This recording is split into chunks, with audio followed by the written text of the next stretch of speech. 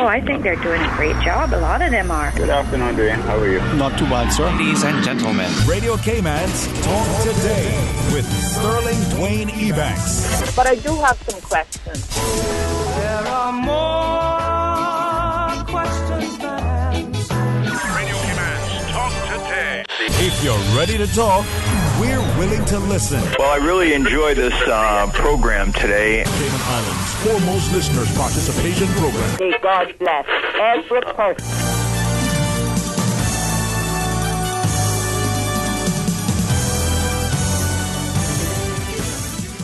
Hey, good afternoon and welcome back, and thank you so much for joining us. It is a fantastic Friday's edition as we get a chance to continue our discussions with our political candidates. And in the studio, Rahul Nicholson Co. We'll hear more from him on many of the issues and solutions. So stay tuned for Talk Today. Talk Today is brought to you by Subway, open 24 hours in Countryside, Anderson Square in Georgetown, and Centennial Towers in West Bay. And by the Ministry of District Administration, Tourism and Transport. Explore your history, explore your land, explore your sister islands. Radio Cayman's Talk Today, the Cayman Islands' foremost listeners' participation program. We ask our listeners to avoid statements or comments which are abusive, derogatory, malicious, or defamatory. Do not use any indecent language or make any statement which is false or misleading. Email talktoday@candw.ky or call 1-800-534-8255. Courtesy of Flow. Cayman's #1 network that connects you to your world like never before. Let your voice be heard. Once again, here's your host, Sterling Dwayne Ebanks.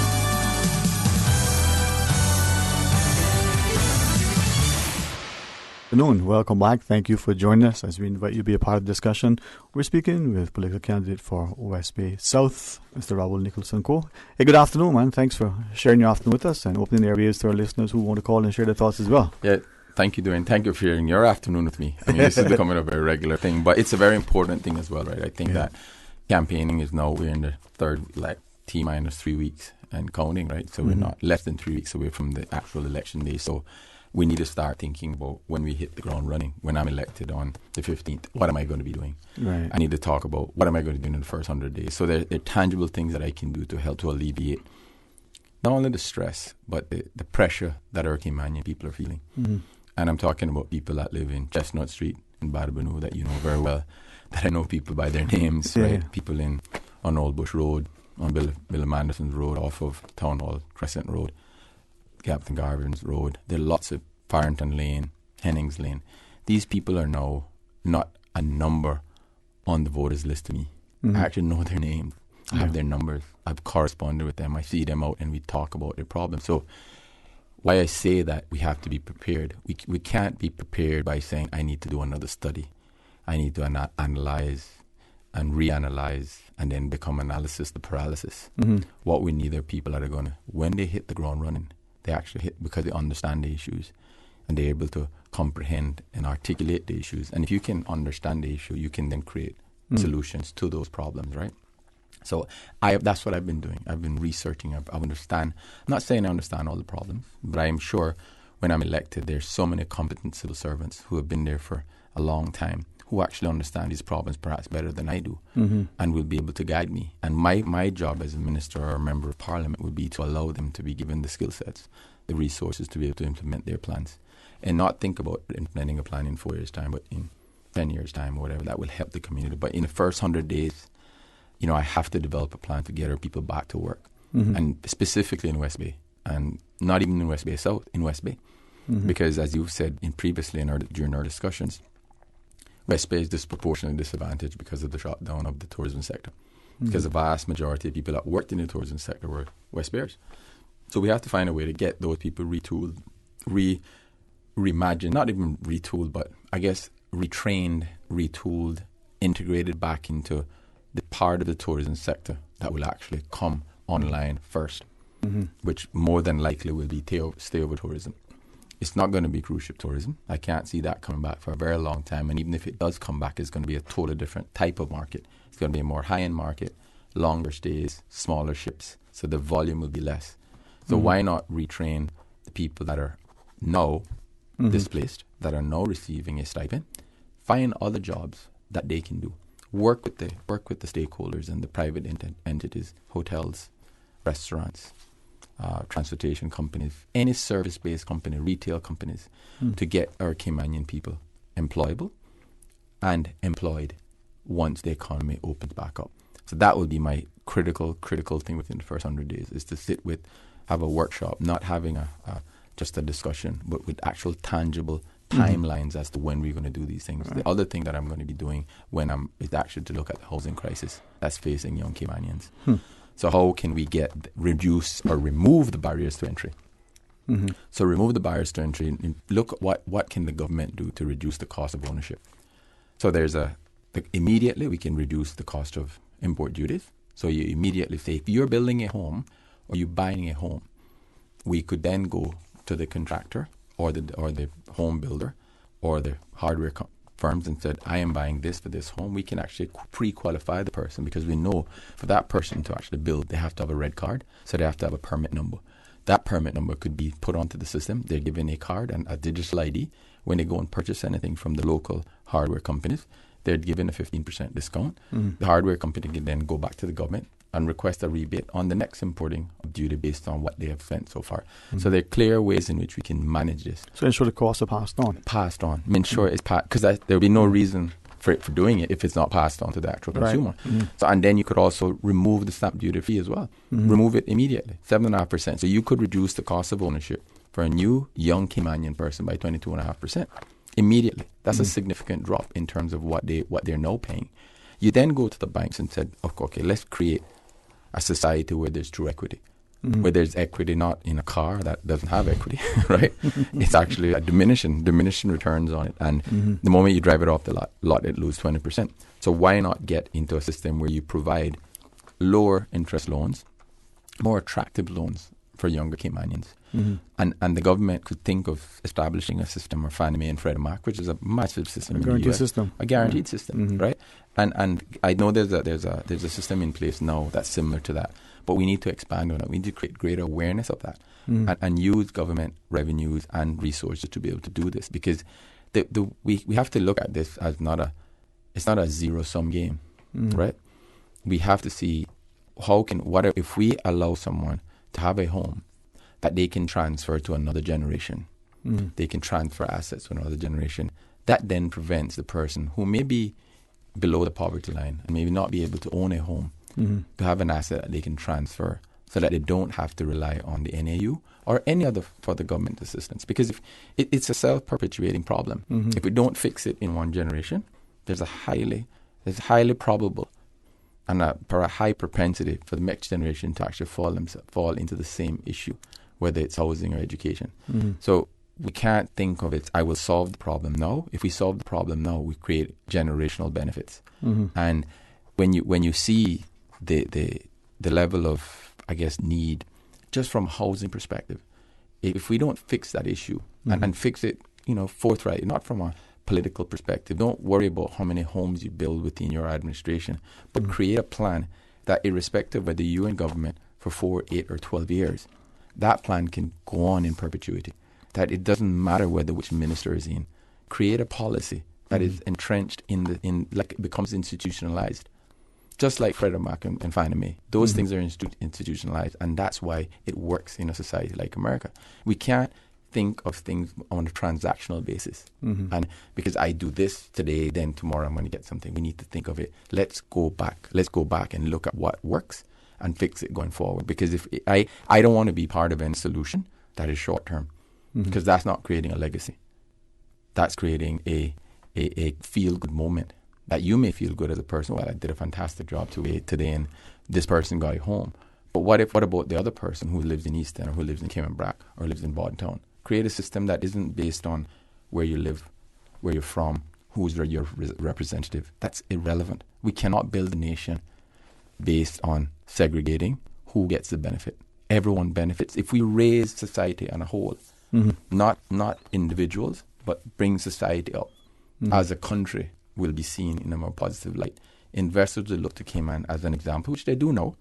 And we need to continue along that path, because we have all the tools, we have all the abilities to make Cayman not only what it is today, a great nation, but an even greater nation. Because the measure of a country in terms of its success is not on how much its growth of the GDP, but it's how much of that GDP is evenly distributed to allow others to be able to move up. So our GDP is now $4.7 billion. The financial services contributes 60% of that. 60% of Caymanians are employed in the financial industry.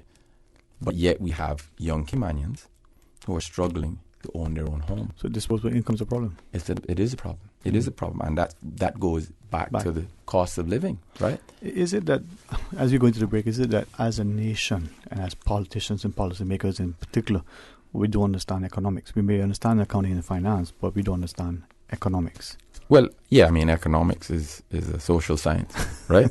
And economics is something, I actually enjoy economics more than any other subject in college because it's the best subject. It is. Yep. Because it was it gave you a broad feel of... It's quantitative as well as qualitative. That's right, exactly. You were able to look at numbers, but you also had to look at how those numbers impact people's lives. Right.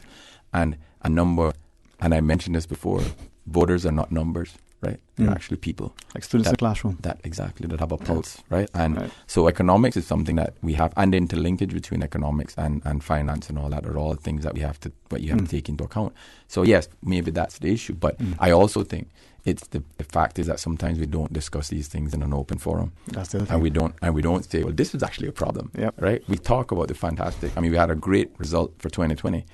Revenues were $789 million, costs is $827 million. So we're on a deficit of $35 million, which is a great achievement considering the downturn in the economy. However, we have to look at that in isolation because of the impact from the withdrawal from pension funds. That's an unusual blip, and we need to smooth that out, right? So the last 12 months, right? Let's think about how we would have been without that. And what's the impact of the borrowing going forward? And exactly. All right, we do have the break to take. We have a call online in the studio, candidate for West Bay South, Rahul Nicholson Co. When we come back, we'll continue the discussion, take your calls, and who knows, I mightn't get dark chocolate later, but boy, I can think about it. Stay tuned for Talk Today. Things just got a bit hotter on Island. Come in today and order the new spicy Korean subs at Subway. They're sweet, spicy, and especially satisfying. Stop in and try the pulled pork with spicy Korean sauce, or the chicken with spicy Korean sauce. And you can message WhatsApp at 929-4658. Order online or use Let's Eat or the Bento app. The spicy Korean subs at Subway in 2 flavors, extra saucy and extra spicy. Subway, eat fresh. Why work with a Suriba agent? We can tell you that those letters represent a proven understanding of the real estate market in the Cayman Islands. But it also means so much more than that. Our trained Suriba agents are committed to ethics, integrity, and excellence of practice. It's all about confidence, knowing you are working with a qualified Suriba agent. As members of Suriba, your trust is our promise. To find a Suriba agent today or to search thousands of listens, visit Suriba.com. Suriba, the mark of excellence in real estate. Now is your chance for big savings on all GE appliances at Brandsource Home Gallery. Brandsource needs to make room for more stock, so that means big savings for you. Save $600 on GE front-load launch repairs and save $800 on double-wall ovens and French door smart refrigerators. Save on dishwashers, ranges, microwaves, cooktops, wine coolers, and more. Now through Saturday the 27th at Brandsource Home Gallery on Dorsey Drive in Industrial Park. Don't miss this chance for big savings on all GE appliances. Hurry in today. Radio Cayman brings you For the Health of It live with Tara Bush on Wednesday at 7 p.m. And if you miss it, you can tune in for the rebroadcast on Saturdays at 9:30 a.m. Chlorodo Bleach is proud to sponsor For the Health of It. Mildew, no problem. Stains, no problem. Whites, no problem. Sanitary cleaning, no problem. Chlorodo Bleach has got you covered. For the ultimate clean, use Chlorodo Bleach. Available at Foster's Food Fair, 2 liters and 1 gallon sizes. Pick up your bottle today. The ultimate clean is a Chlorodo clean. Talk today. But I do have some questions. Talk today. Cayman Islands' foremost listeners participation program. Talk today. Because there are more questions than answers. What the public is saying. Waiting to take your calls right now. Sterling Dwayne Ebanks.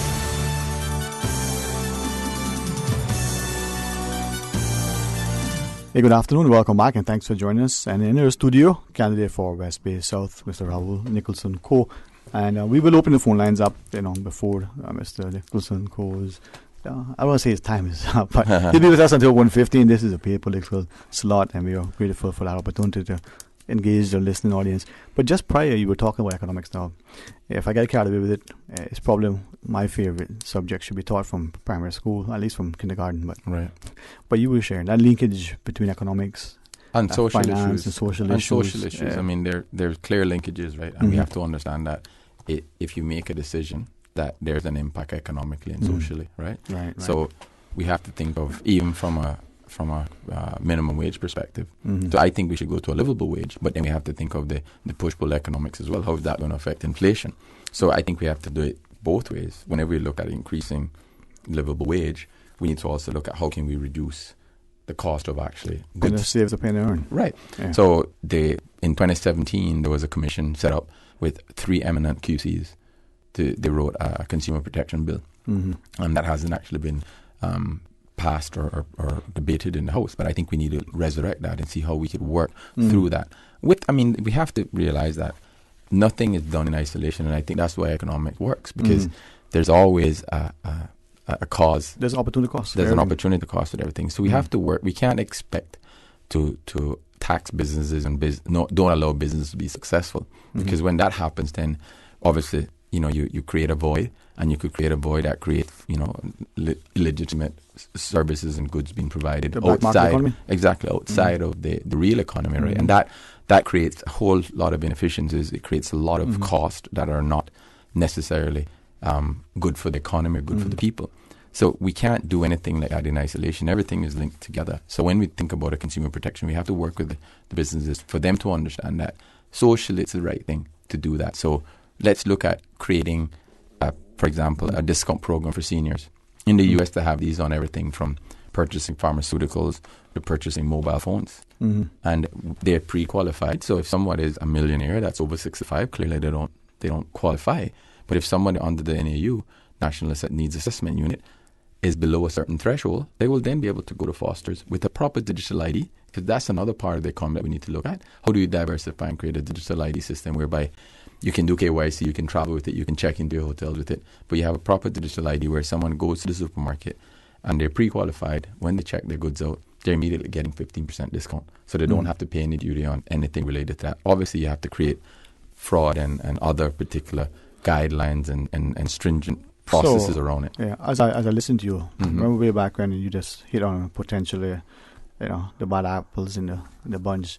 The tourism accommodation tax that used to be charged way back when, collected on behalf of the government by some properties, allegedly never remitted to Treasury or have done so not properly. So in this case, that discount would accrue to the people. Exactly. And then it's incumbent on the businesses to then go and recoup it from the government. As opposed to the way around. Exactly. Because then there's no incentive for the business to then go and do it, right? Yeah. And you have to be seen as partners. So you could go and get subsidized mobile phone service, you can go subsidize groceries. And on the pharmaceutical side, I think now that we have 5 hospitals, including the government hospital, what should be done, and those agreements should be revisited and perhaps renegotiated for certain things that we do collectively as a country. So instead of buying pharmaceuticals for just one of the entities, we buy it collectively. Collective bargaining. And we get economy of scale immediately. Yeah. So the price of an aspirin can maybe drop by 90% or 50%. That immediately then is passed on to the consumer.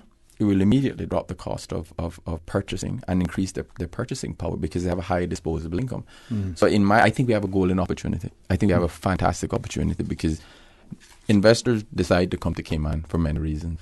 One, that it's a safe place. And by it being safe, it's a safe place to invest their money. And it's, they don't have to worry about certain issues. There's certainty from the court system. There's a fantastic service-based economy behind that for great lawyers, great accountants, great service providers. And we have good connectivity back to the U.S. from an airlift perspective and telecoms. We can improve on that as well, and I'll get in touch with that. I'll talk about that later. But they also see the benefit that they don't want to work they would not operate or invest in a country whereby there's a huge disparity between the haves and the have-nots, because what that will do is it will break down in society, and they will not be able to, the product that they provide will not be able to be attracted or sold or marketed to outside of Cayman. It becomes less attractive. So if you're building a hospital here, you're building it with the 60,000 people in mind, but you're building it for maybe when the population growth. But you're thinking of I'm actually going to attract a larger percentage of people from the US or from Canada or other countries around. But in order to make that attractive, the quality of life has to be good as well. So you have to go to these people and open and say, look, how can we make this an equitable transaction that you can pass on those savings that you can have by providing that to the elderly or kids that are below the age of 18.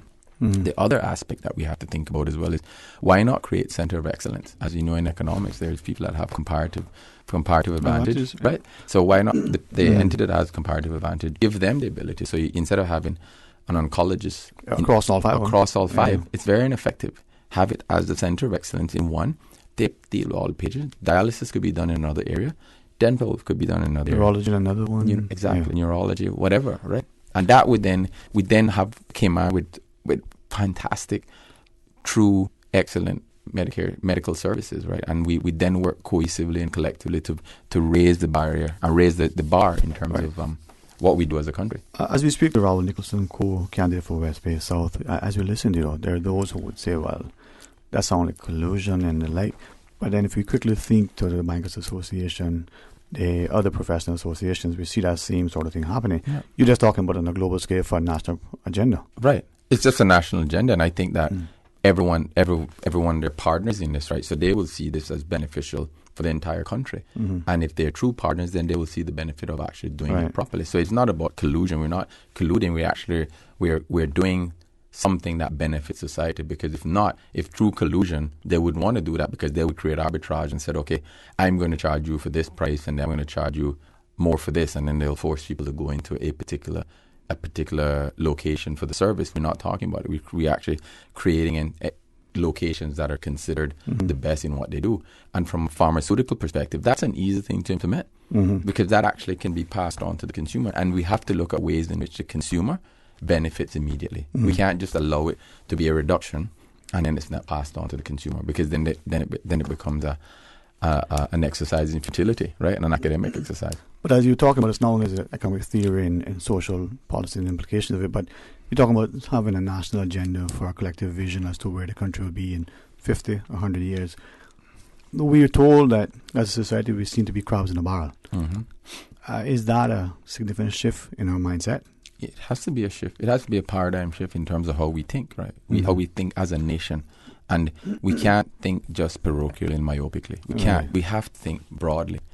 Because we always said this about Cayman, right? That Cayman was basically a large community. And I think the reason why Cayman has been successful is because our forefathers actually not only believed in that philosophy, but they lived that philosophy. They worked together. But Rahul, with great respect, we've always seemed to have stepped completely backwards. I mean, look at our political landscape. We went from six districts, political districts, to 19. Right. Scripture talks about a house divided. Well, you know the rest of it, right? Right. So if we're not unified in our economics, we're not unified in our social agenda, we're not unified in our political sort of wranglings, how can we? What you say makes sense, but how do we get there? But I think when I speak to a lot of younger Caymanians and younger people, right? They seem to understand this better than most. They do. They very much do. Right? And they understand how important it is to collectively get together to fight a cause, right? And to be part of a cause. And that's when you see that mindset. And that's one of the things of the internet. People may think that is actually a negative thing. But the internet and social media actually creates friend circles, right? It unifies people. It unifies people. It doesn't divide people. No. Right? And I think that's one thing that actually is lost when the debate comes about with technology, is that kids find a relief and a release in actually being able to connect with their peers. Have a voice. Right, they have a voice. And they have a voice that is sometimes unfiltered. Right? And that's a good thing, because the fact is the discussions that my daughter, who's now 18, right? Yeah. That we have now at 18 and my son at 22. I never had those discussions with my parents.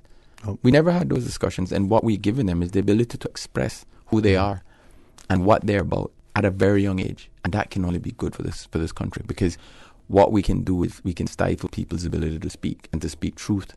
And by speaking the truth, we can actually resolve a problem. Because I've always used this mantra in my private world, was like, I can't plan for a lie. If you tell me a lie, then I can't really plan for it, because I'm assuming everything is fine. Mm-hmm. But if you tell me the truth, we can actually fix the issue because we know there is a problem and we fix it. So if you tell me, everything is fine, everything is okay, then I can't plan. That's fine. But if you tell me it's not good, then we can actually plan to resolve the issue. Mm-hmm. And I think that is one thing that we need to go back to. But encourage kids, encourage people, because to be able to speak their mind and not feel that they're going to be victimized in any way. No. Because that's not a good thing for any society, to feel that, okay, if I actually express my opinion, whether it's wrong or right, and an opinion is an opinion. Yeah. It's not fact. But that's the other thing. We've not only stifled people, but we've also discarded opinions, which in fact could be helpful, right? Of course it is. We have a quick break to take. We come back and join the discussion. You can get into some of the more issues that you so choose. Please join us after the break. We'll continue speaking with Rahul Nicholson Co. Freedom, Cayman Brack. Freedom, Little Cayman. Soft breezes, blue waters, no traffic. Unwind and rejuvenate your mind, body, and soul. Sister Island Staycations, a taste of freedom. Discover all that our sister islands have to offer.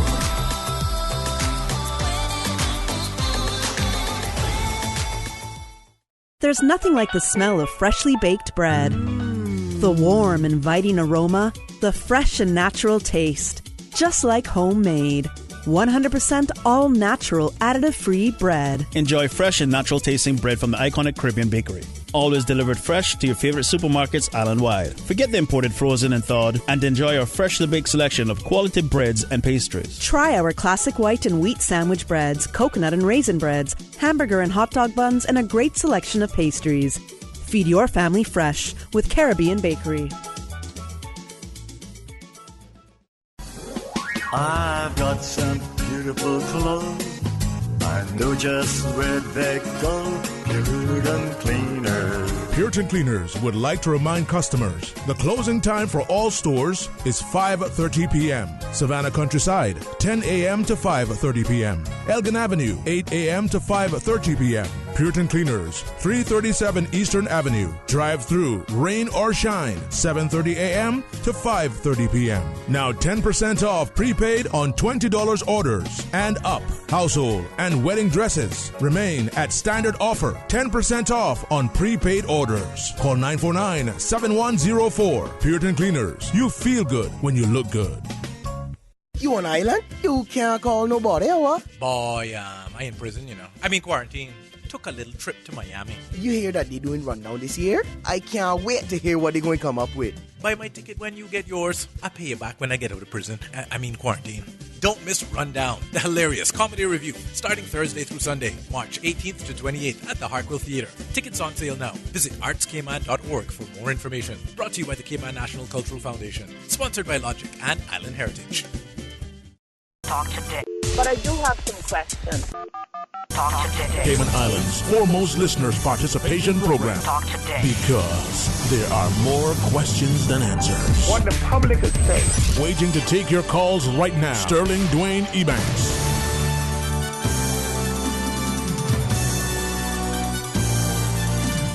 Hey, good afternoon. Welcome back. Thanks for joining us. And in the studio, Mr. Rahul Nicholson Co. As we continue the discussion, many people will at least see an informed, sort of innovative approach to governance. And I'm enjoying the discussion. Right. It feels like we're in a lecture hall sometimes, so it's, well, pretty good for me. Well, the radio is a perfect lecture hall.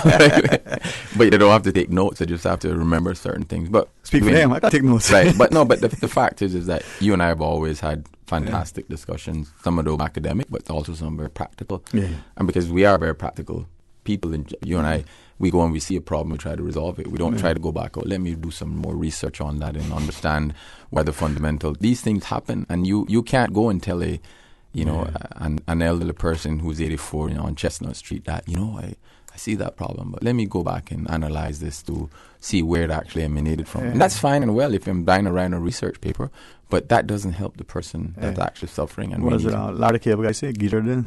What's that? Get it? Get her done. That's right. Get it done. As we continue, could I revisit two things you said earlier as we go through? You were talking earlier about housing crisis and mortgages and the like. As you were advocating, a similar system, expanding what we have, but developing freedom, economy system like the US. Interest rates, would you look at an actual mortgage system where the fixed rates over the period of time, or what we have now is akin to a demand loan? It would have to be a fixed rate loan, right? I mean, the fact is that I think that we have to think of from a societal perspective. We can't look at it as returns, and the returns on investment cannot be judged on the interest rate that you pay. It has to be on the external benefits that society gets, ownership, value, and the value that you provide, and the increase in productivity that you'll get from your population. Because someone that doesn't have the need to think about housing, that doesn't have the need to think about how am I going to be feeding my family, you can be guaranteed that individual, when they go to work, they'll be more productive, they'll be more engaged, and they'll feel a part of society. More value added because they can think. Exactly. But the moment you marginalize somebody and put them on the periphery of society, that person is more than likely will become disillusioned and disenfranchised. Confrontational as well. Absolutely. Right. But respectfully, though, I mean, I don't want to get into much academic discussion, but when we look at the political landscape almost everywhere, and certainly one that is unfolding here, it is a perception that politicians like to create that sort of voter that is dependent, right, on the politician. God behold, because I got to do the thinking for you. You don't need to worry about it. Right. What is it? Yours is not to. Right? No, mine isn't to do that actually, because no, right. But I think as a society, voters are very informed now, right? Right. The internet is a great equalizer, right? And they can research, they can listen, they can analyze, and some of the most astute political minds are the people that I've met on the street. But they never have that voice. So they never. What's the point? Yours is not to do you wonder why yours is just to do or die. That's right. That seems to be the mantra. Let me just ask one thing in revisiting what we talked. You mentioned about the port and the potential, what the cruise tourism product will look like. Smaller ships, more upscale and the like. The proposal back in 2019 that may or may not have resulted in a referendum was that the government of the day was going to go forward with this port project. Right. Your personal view on that, given what you just shared? Well, I think that we should look at from an economic perspective, where do we gain as much? Where do we gain more from the tourism dollar?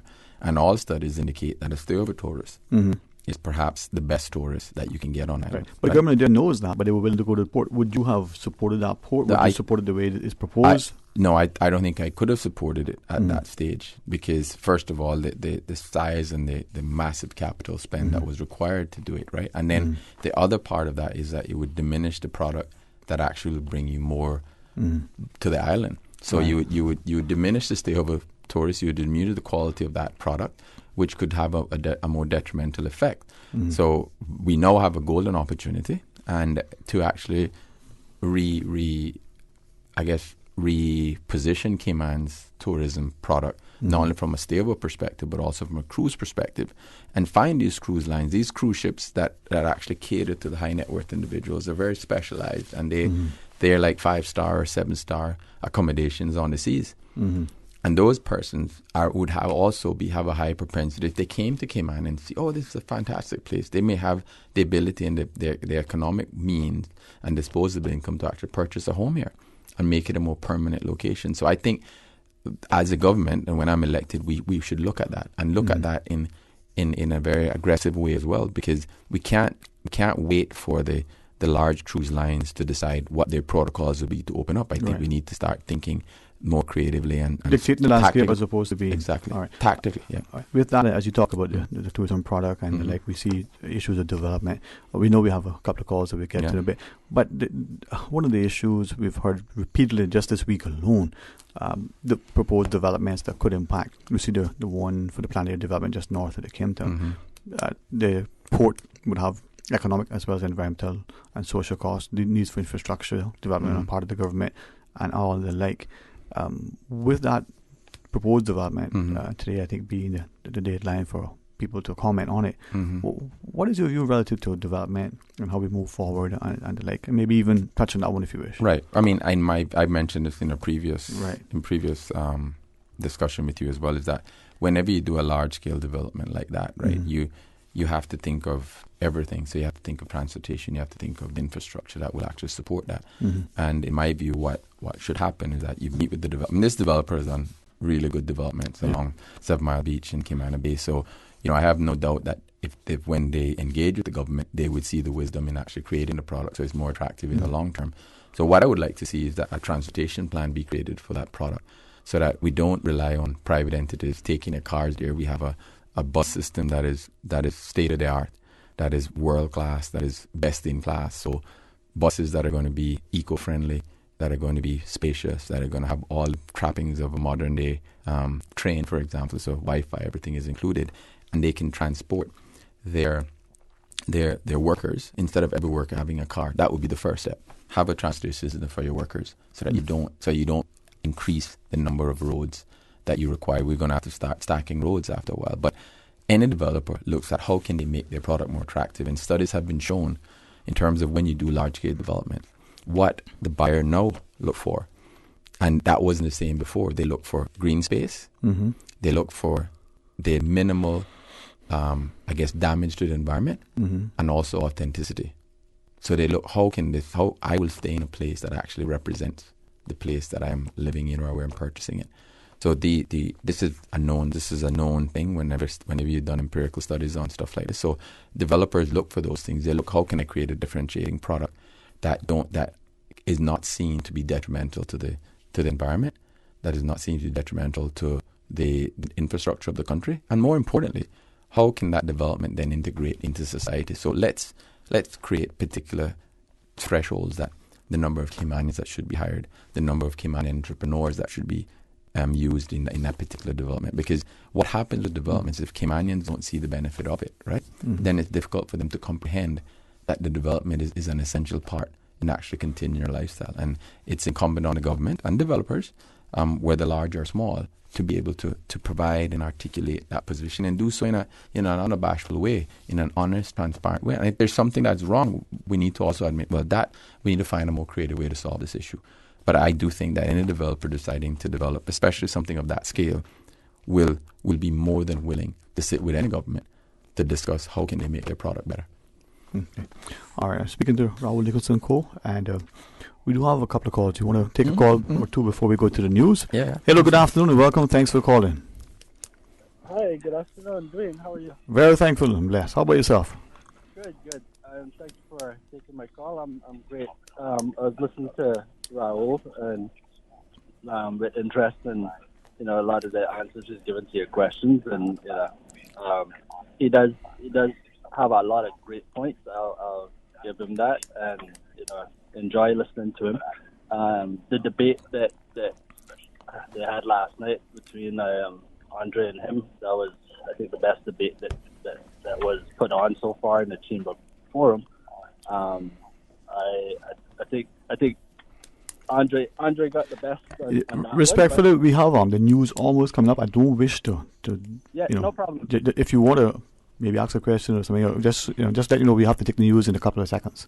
Yes, sir. So the only two questions I have for Rahul is, has he been supported in his campaign by the DART group? I heard some rumors going around. I don't like to get into those rumors too much, but I heard some rumors going around that there was a lot of support from the DART group in his campaign. So he can answer that. And has he objected to the PAD plan that has been proposed by the DART group, given today is the deadline, and what is his opinion on that particular plan? That's it for me. Thank you very much. Thanks very much, man. Talk to you very soon, right? Okay. All the best. No, I'm not supported by the DART group. I've actually just self-funded this campaign, and I've said it in the past when I've asked who are my special interests. The special interests are the voters of West Bay and West Bay South in particular. And I have not objected to the PAD.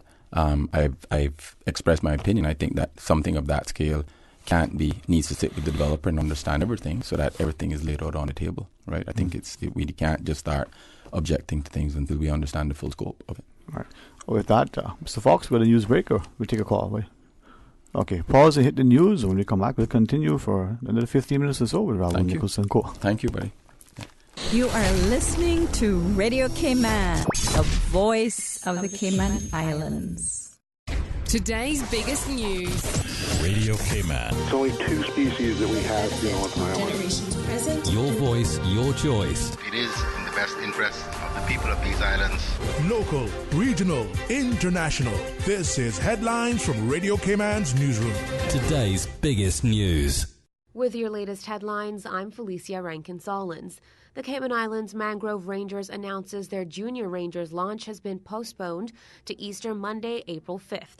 Applications are still available for anyone between the ages of 11 and 18. Visit mangroverangers.ky. Applications close April 2nd.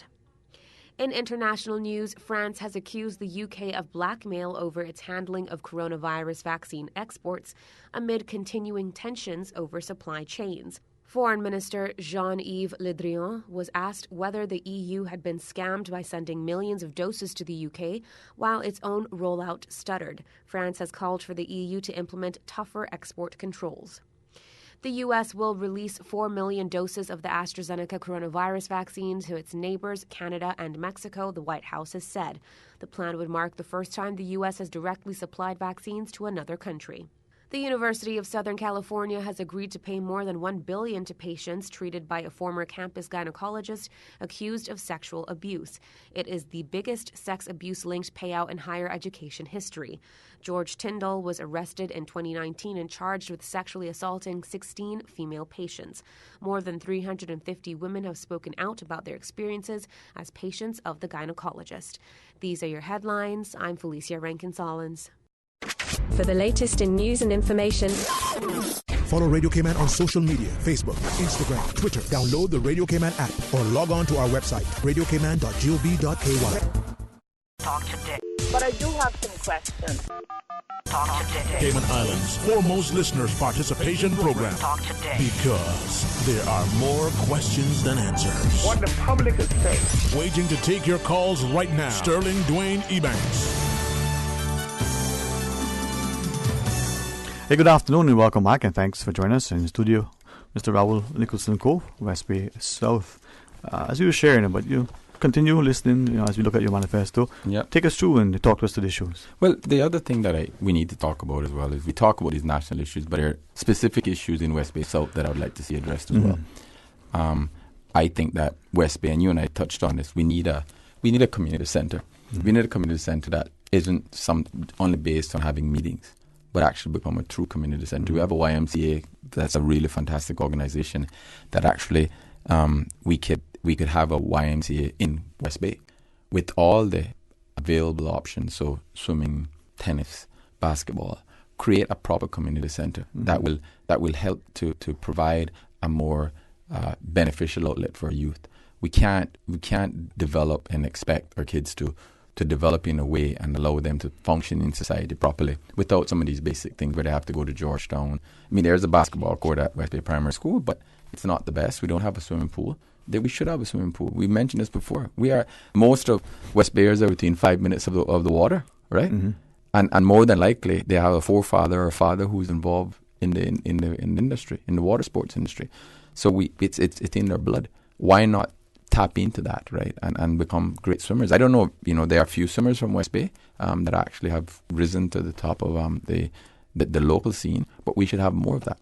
And that's one of the things I'd like to see. I'd also like to think about traffic as well. If you go through West Bay, 5 o'clock, you'll notice that there's a traffic jam on the old West Bay Road from the four-way stop going towards the fire station. We have to find a way to alleviate the traffic. So I know there's a gazetted road to connect the Willie Farrington Road to Reverend Blackman Road coming out right by the police station. We need to think of how can we alleviate that traffic so that we don't have another bottleneck.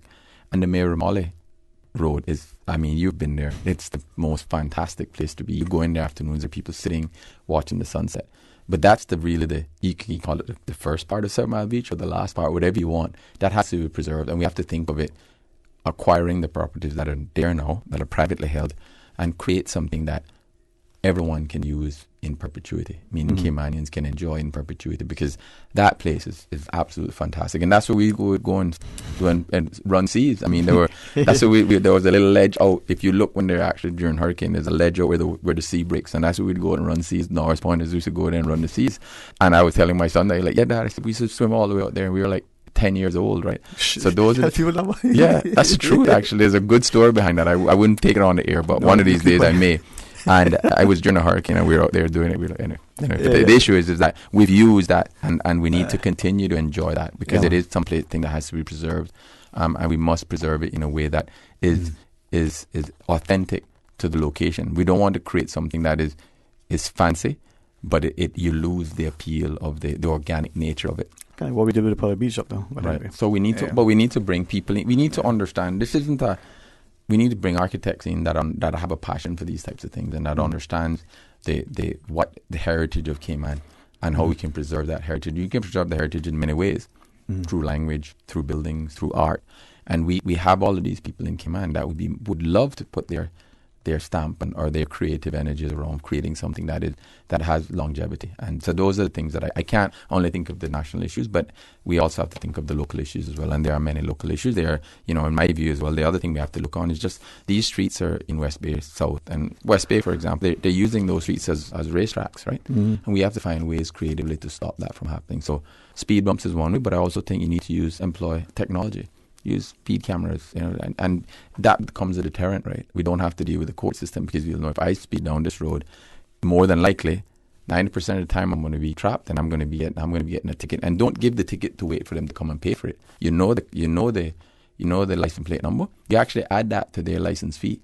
So when they come and renew the car there in the following year, if they haven't paid it, it will be accrued. So instead of paying just for a year of licensing your car, because it has been used, you're going to have to pay more because you had a speeding ticket plus a penalty interest for non-paying within the time frame. Exactly. Yeah. The utilities companies can do it. Why not? That's right. But I mean, as you talked about speed bumps, like look at Mount Pleasant Road, for instance. Ever since we opened up the new road, how many decades ago, it's become increasingly, and that's a highly built up residential area. Right. A lot of elderly people. Yeah. When they would walk to the breaker, for instance, the dangers we provide, presenting to the communities. Right.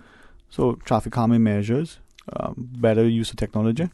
And also making sure that we put sidewalks everywhere as well. Mm-hmm. Because I think we do sidewalks now when you make a commercial development, but that shouldn't be the case. It should be any development, whether it's a home or commercial. As we build roads, we just put them down. Well, there is a notion that we build wider roads, straighter roads, pave them better because whichever. But I remember reading, even the fellow that did Kamana Bay, who did Seaside, would argue that the road width should be much narrower than the 60 or 120 feet that we were doing. Mm-hmm. Narrower roads actually make safer roads. That's right. Yeah. So those communities could benefit instead of widening the roads, make them narrower, right, and make sidewalks instead. But we need to. You can't do just one thing. You need to be multifaceted. So you build sidewalks to encourage people to walk. You build proper bike lanes so people are encouraged to bike to work, and you build a proper bus system that is world class. That isn't just a hodgepodge of taxis or small minibuses. A proper public transportation system that's linked to your phone, that when a bus is on its way. Because we have these things now, we don't seem to be employing, and we need to think of.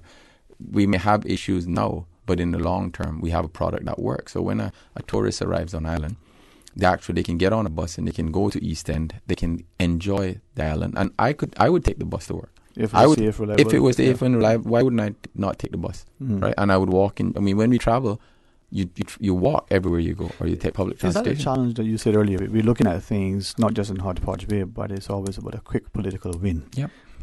That seemed to be the terminology of the day. Yep. So long-term planning, more than 1 or 2 or 3 or 4 election cycles, we're talking about generational change. Generational change.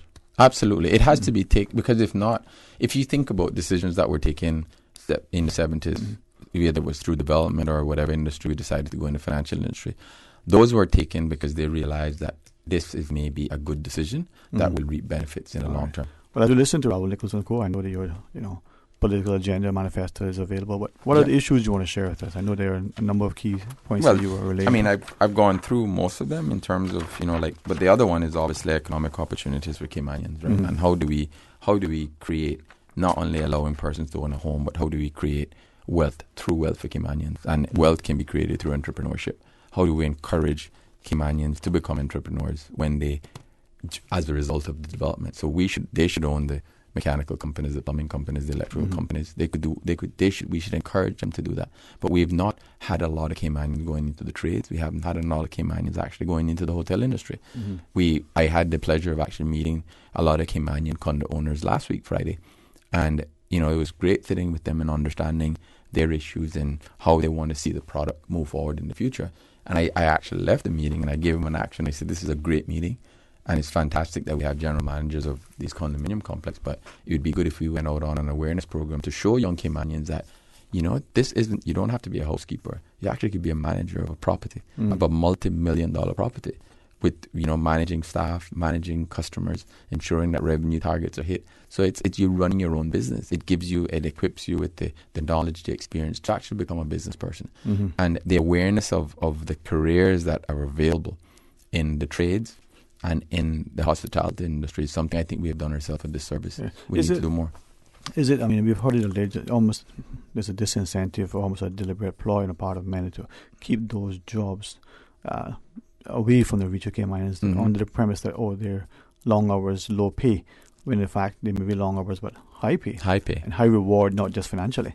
Exactly. So is it that maybe we're doing more to discourage and dissuade the young Caymanian into certain sectors because we're keeping it lucrative for others? Exactly. And I think that's what we have to speak to the owners of these properties and the operators of these properties, because if you did a survey of a visitor, if they were able to interact with the Caymanian, they would feel that they've actually visited the Cayman Islands. It'd be more authentic. The product becomes more authentic. And in my travels, whenever you met people that were from the area that you're at, you actually felt more connected to the place. Yeah, and I think the same would be for Cayman. So they would see this as, great, why not? In the 70s and 80s, everyone working in the hotel industry was a Caymanian. So we were able to have a product that actually was authentic, that represented Cayman in its truest form. Right. And when you talk about heritage and culture and heritage, in my view, it's linked. It's linked to many things: the way we speak, the way we dress, the food we eat. I mean, the simple thing of what we eat. I like turtle meat. I like rice and beans. I like green banana. Dinner. I like fish dinner. Right. Well, how many people visiting Cayman have actually had a fish dinner, cooked the proper way? Yeah. And enjoy it in a way that we would enjoy it, right? How many times we've been insulted by Cayman's diet and go, really? Exactly. Right. But say if I say, I want to eat turtle meat, they'll be like, oh, really? Why would you want that? Because that's who I am. And we have to understand that in order for us to be taken seriously as a people, there are certain things that we shouldn't be ashamed of. We should be proud of those things, and proud in a way that isn't boastful, but it's just a confidence thing. And that comes with, we also become confident who we are if we can go into a 5-star restaurant and they do serve turtle meat. Then we're like, okay, well, we're now accepted, and people understand that living in Cayman and Cayman is a place that we should all be proud of. So have to have the respect to thine own self be true, I always hear. To thine own self be true. We got a minute and a half left of your time, and we could talk about the healthcare costs, as you spoke about, housing crisis. But you have a meeting tomorrow. You decide what you want to use the next 90 seconds. Yes, I have a meeting tomorrow at the 4-Way Stop Heritage Square at 7:30 p.m. I wanted to go through my manifesto with everyone. It'll be handed out to them. It's also available on the website as well, but tomorrow it's going to be officially launched. So we'd love people to come out and hear me speak about these issues, and also to be able to ask me questions. But I also wanted to say to the West Bay South voters is that, look, I am here for the long haul. I've been in West Bay for 43 years. I am going to, like I've always done, roll up my sleeve and get stuff done for them. I'm not going to be leaving the district. I'm not going to be parachuted in. I'm actually going to be resident there. People can get in touch with me. They will understand what I am about, who I am, and I will make sure. The other thing that when I'm elected is that I know there will be district councils, but I want to appoint people in certain areas of West Bay so that they will be point persons. If you have an issue, go to this individual. This individual will be empowered to send an email to my secretary or whomever, or myself, to get stuff done. District councils are great, and I think there's something that we have to do from a political support perspective, but from a practical perspective, we need to do stuff quickly, because right now, people are funneling stuff and requests through, but there isn't a process to do so. So I'd like to see that done immediately, and I'm going to be there, like I said, 365, 24/7, constantly on the ground with our people, because that's where the rubber meets the road. You can have the most amazing policy statement and great intellectual policies and documents, but if you don't implement the policy, then it becomes just an academic exercise. And I think academics is great, but it's only great when you're in a college or in a university or in high school, because it doesn't impact people's lives. And now that I know these people by name, they're not a statistic to me. They are persons that I know. So when I fix an issue, it's not that I'm fixing that one person who's below the poverty line. I'm actually fixing a person that I know personally. So these things are not in done in isolation or esoterically or just academically. It's real life people that you're dealing with, and their lives has to be taken seriously. Well, thanks very much for the time. We do have a couple of WhatsApps coming through. One was seeking clarification on the plan area development. We'll forward the questions to you and ask. Perfect. Maybe you to respond to us as well. Okay. All right. Well, Rahul Nicholson, thanks for your time. So you're meeting tomorrow evening? Tomorrow evening, 7:30, Heritage Square 4-way stop. Please come out. If you need to get more information, you can go on my Instagram page or on my Facebook page, and you could be able to get a lot of information on not only on the meeting, but also what I stand for and the things that I value and the things that I think are important to push in our country or moving our country forward. All right. Thanks very much, man. Thank you, mate. All right. We're going to pause and take a break. When we come back, more talk today. What time?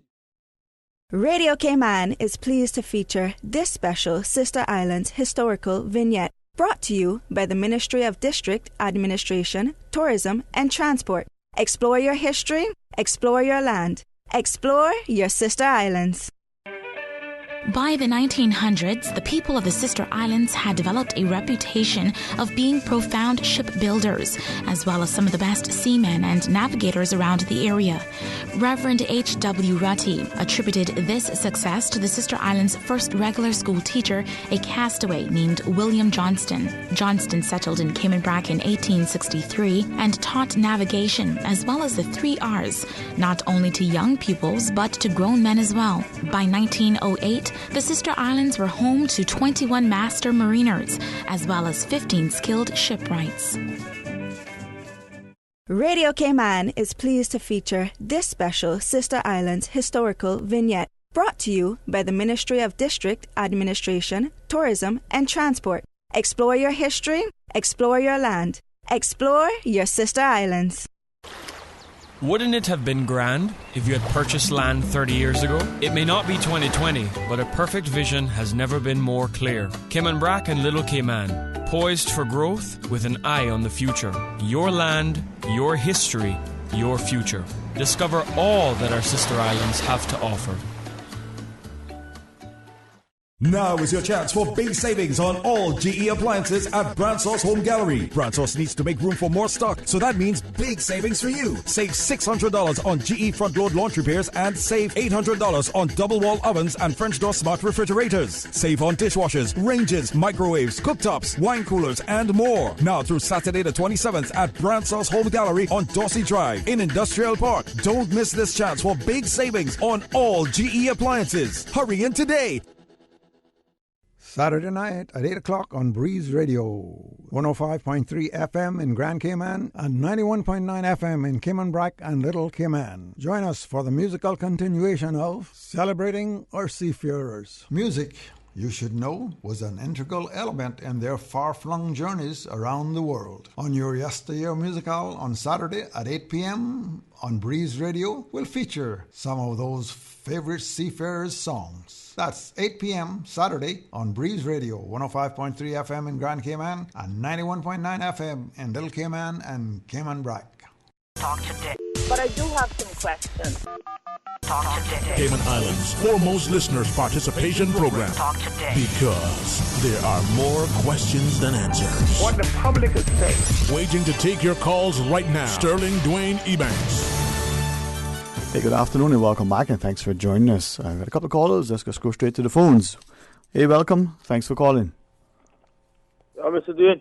Hey, my friend. How you doing? Yeah, you're not calling me, man. No. And I didn't call you. I didn't have the thing that I needed to have in my hand when I called you, so I will.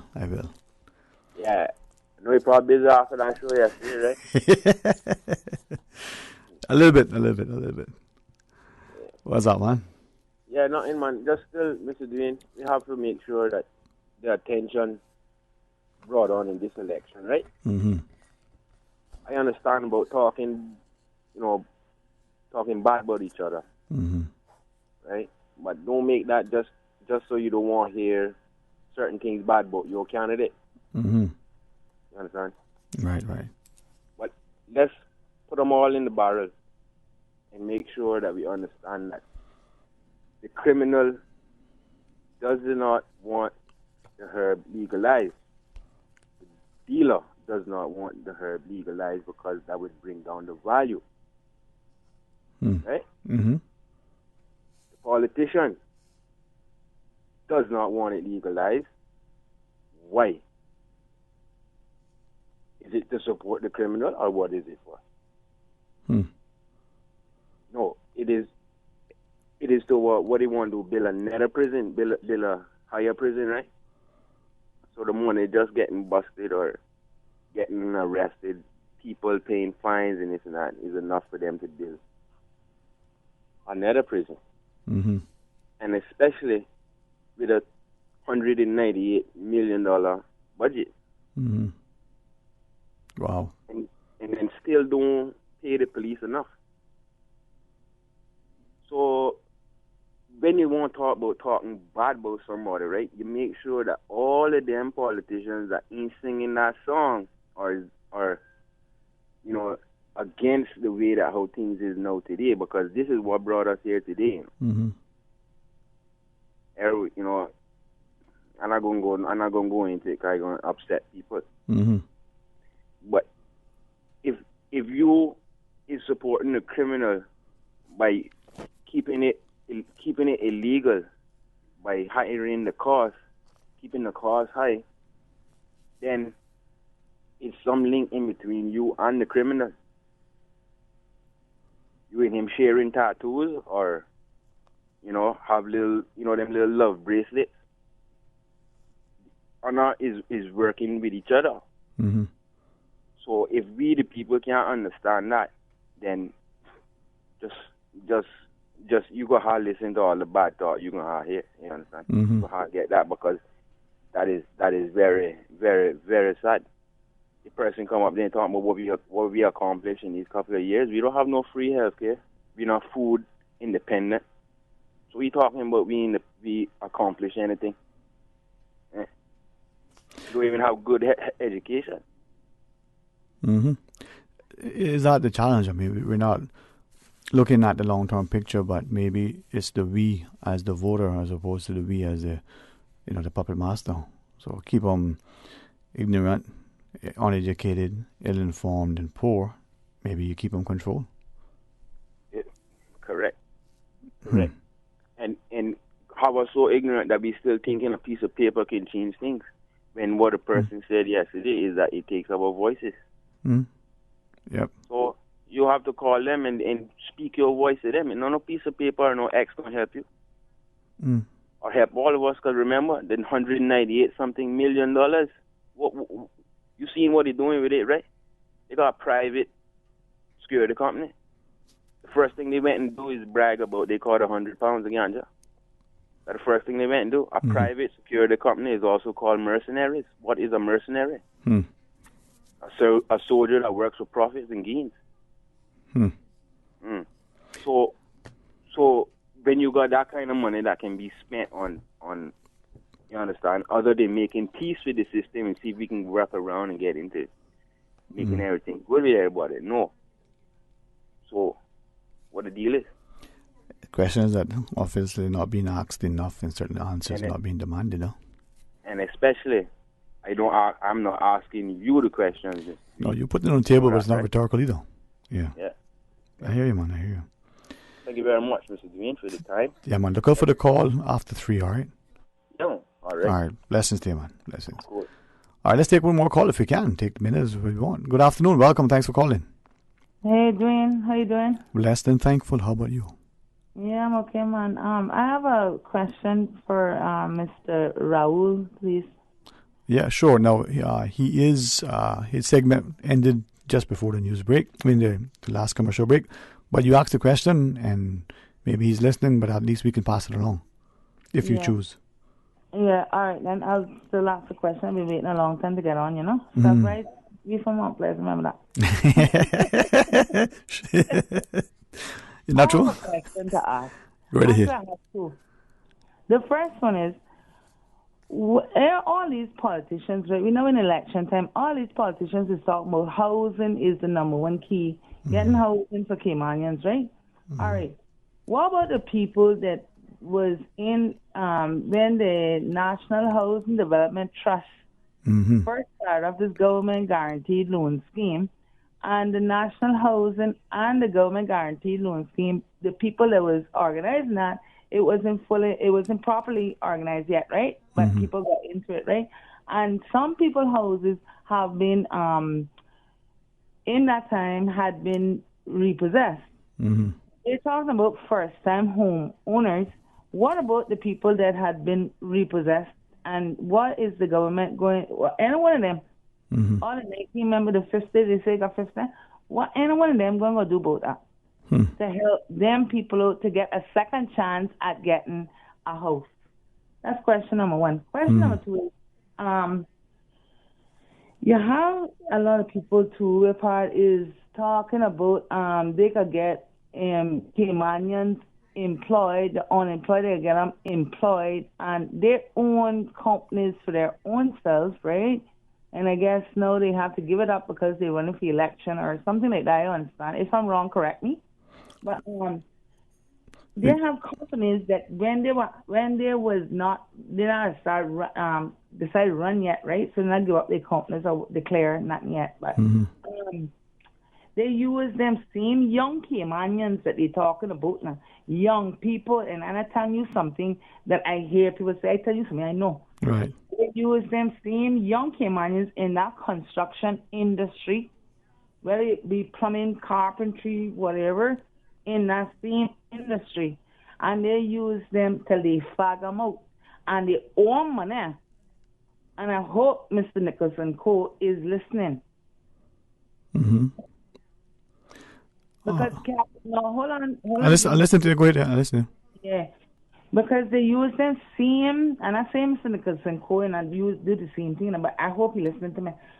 They use them young Caymanian young men that's willing to work and show up every day for work and not get late, and sometimes they even take no lunch break and all them things, and they make them work overtime. And then when payday come, they tell them, say, they don't know what part of the money coming from. What with that? What's up with that? How can you get into the podium now and tell me as a born Caymanian and as a big woman that you fighting for young Caymanians to get a job? What kind of foolishness is that? What kind of foolishness is that doing? Honestly, though, because what is that they're really saying? What are the politicians or the wannabe politicians really telling us that they want to do for our children? But yet they're saying the same breath that the children are the future. And they're talking about education and all that fandangle foolishness. They got to stop talking that, man. Because guess what? Them same young Caymanians is now registered and they're watching and they're listening and paying attention. Thanks. Thanks very much, man. I appreciate, only your intelligence, but, your willingness to share publicly. So have a good afternoon and enjoy the weekend, okay? All right. With that, we take one more call, Mr. Fox. All right. Good afternoon. Welcome. Thanks for calling. Hello, Sterling. Good afternoon. Ralph, what's up, man? What's up? Yeah, Rambo here, man. Yeah, Sterling, the front left, right? Give me 2 minutes now. I break it down. Sterling, by now, in this election, right? There's a lot of detraction or taking away of the mission of the herbs. Right? People, one candidate say no. Some say decriminalize. Right? All you doing is aiming for a police state now. Right? Instead, those monies to be liquidated and dispersed into coffers. Right? The health, education, beautification, or facelift. Where's it coming from? But Sterling, hit a punchline now. April 14 is a deadline now. Right. That well oriented now. Okay? And Sterling, despite the higher social status, right, symmetrical, the angle now, right, the demographics are pertaining to the gender, the electorate is ideal in perspective. Remember that now. Remember that's the end of the day. Okay? I hear you, man. Like I said against Sterling, I went to Havana 2003 November, that calmed this country. And every 150 feet by the waterfront, there were police. They protected tourists. That was then. That was Fidel in power. Before Raul. Right? So then, like I said again, the herb thing, that's petty. A year and a half ago in Canada, they had a conflict between the grey market and black market. Okay? Jamaica herbs low now. They're low. Right? So, came on out, we wake up, smell the coffee. You understand? Yeah, man. And they started like yesterday, I took advice now. One day I'm going to run for office now. Right? I might be unsuccessful, I'll be successful. But you should run. My spouse, whoever she is, back in me. You understand? Yeah, man. But so like I say again, April 14th is the deadline. Right? And I'm picking, how many candidates there are? 50 or 51? How many there are? I think it's 50 now. Because I look at this campus now, right? Mm-hmm. In the 50. That's from March 5th to 11th. Mm-hmm. Right? So I'm not sure. 50, 51. But like I was saying, Sterling, when you wake up, it's smell the coffee. And listen to me, Sterling. This is my phone. Nobody tell me what to say. Right? If I annoy anyone. Right? Mm-hmm. That's my liberty. That's my democracy to talk. You're freedom, man. You understand? That's right. Like I said again, like I said again for myself now. Yeah. Like I say again, the electorate is ideal in perspective. Mm-hmm. Right? Yeah, man. That ratio selling to the those who on work permit 3 to 1. How many electorate is 23,000? 22,000 to vote? Yeah. Electable? Yeah. 3 to 1. If not right? 4 to 1. 4 to 1, you never know. You never know. Yep. So like you put a card on the table, and all aces in the hole. Mm-hmm. You get Yeah, man. So I get that message out there clearly. Mm-hmm. Deliver. All right, so have a good day. More time, man. Enjoy your weekend, all right? That's Bless up. As the caller reminds us, and the coffee. But the question is it brewing or is it burning? Let's pause and take a break. When we come back, we have political candidate for North Side, Miss Deborah Broderick Nee Miller, as our guest. Stay tuned for Talk Today. This Saturday night, the Progressives and Alliance will share their manifesto at Kirk Home Center from 7 p.m. Radio Cayman will be broadcasting live, or you can watch the live stream on the Cayman Compass Facebook page or YouTube channel. All are invited to a public meeting by the Progressives and Alliance this Saturday, March 27th at Kirk Home Center from 7 p.m. At Subway, we know a meal isn't quite complete without a side, and that's why we're introducing waffle fries. Subway's waffle fries are oven-baked softness with extra crispy edge, giving a satisfying taste to be enjoyed as is or in any of Subway's dipping sauces. Order waffle fries as a side item for $2 or make it a meal deal with any sandwich or salad with a 20-ounce drink and waffle fries for an additional $3 or a 30-ounce or bottle drink and waffle fries for an additional $3.50. Subway. Eat fresh. Making a dent in traffic congestion is everyone's responsibility. This March 22nd to the 26th, join your community for Car Free Week, a countrywide initiative by the Ministry of Commerce, Planning and Infrastructure. Carpooling, cycling, public transport. Join a park and ride program. Or perhaps working from home. Your boss will understand. Visit energy.gov.ky for more information for park and ride options. Take the Car Free Pledge and enter into the raffle. Traffic may stand still, but the Car Free movement is moving ahead. Join your community. Take the pledge March 22nd to the 26th.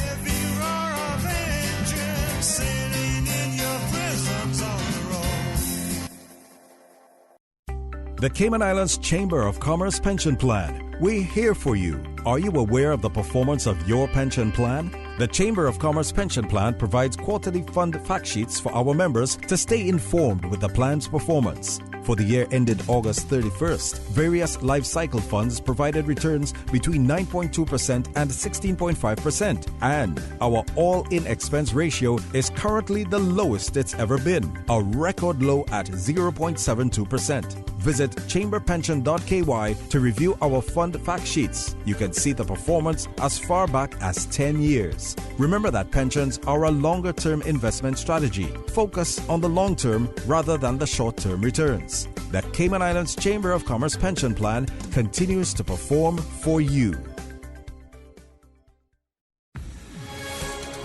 The Chamber of Commerce, in association with Foster's, is hosting a series of candidate forums. Candidates from each of the 19 constituencies respond to questions submitted by the public in a recent online chamber survey.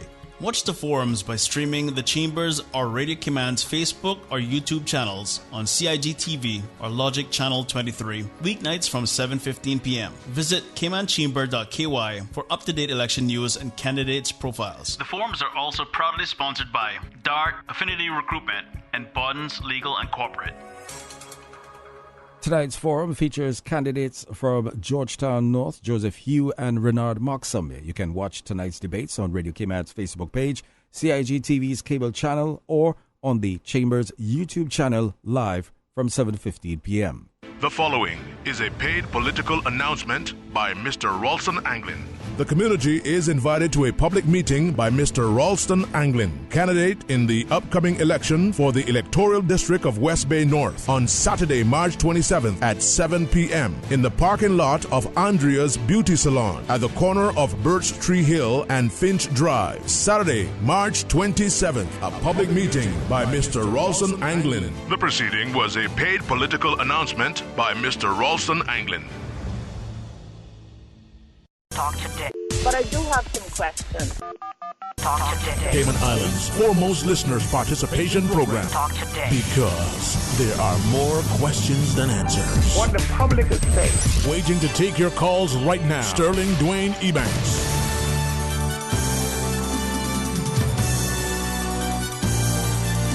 Hey, good afternoon. Welcome back and thanks for joining us. And in the studio, political candidate for Northside, Ms.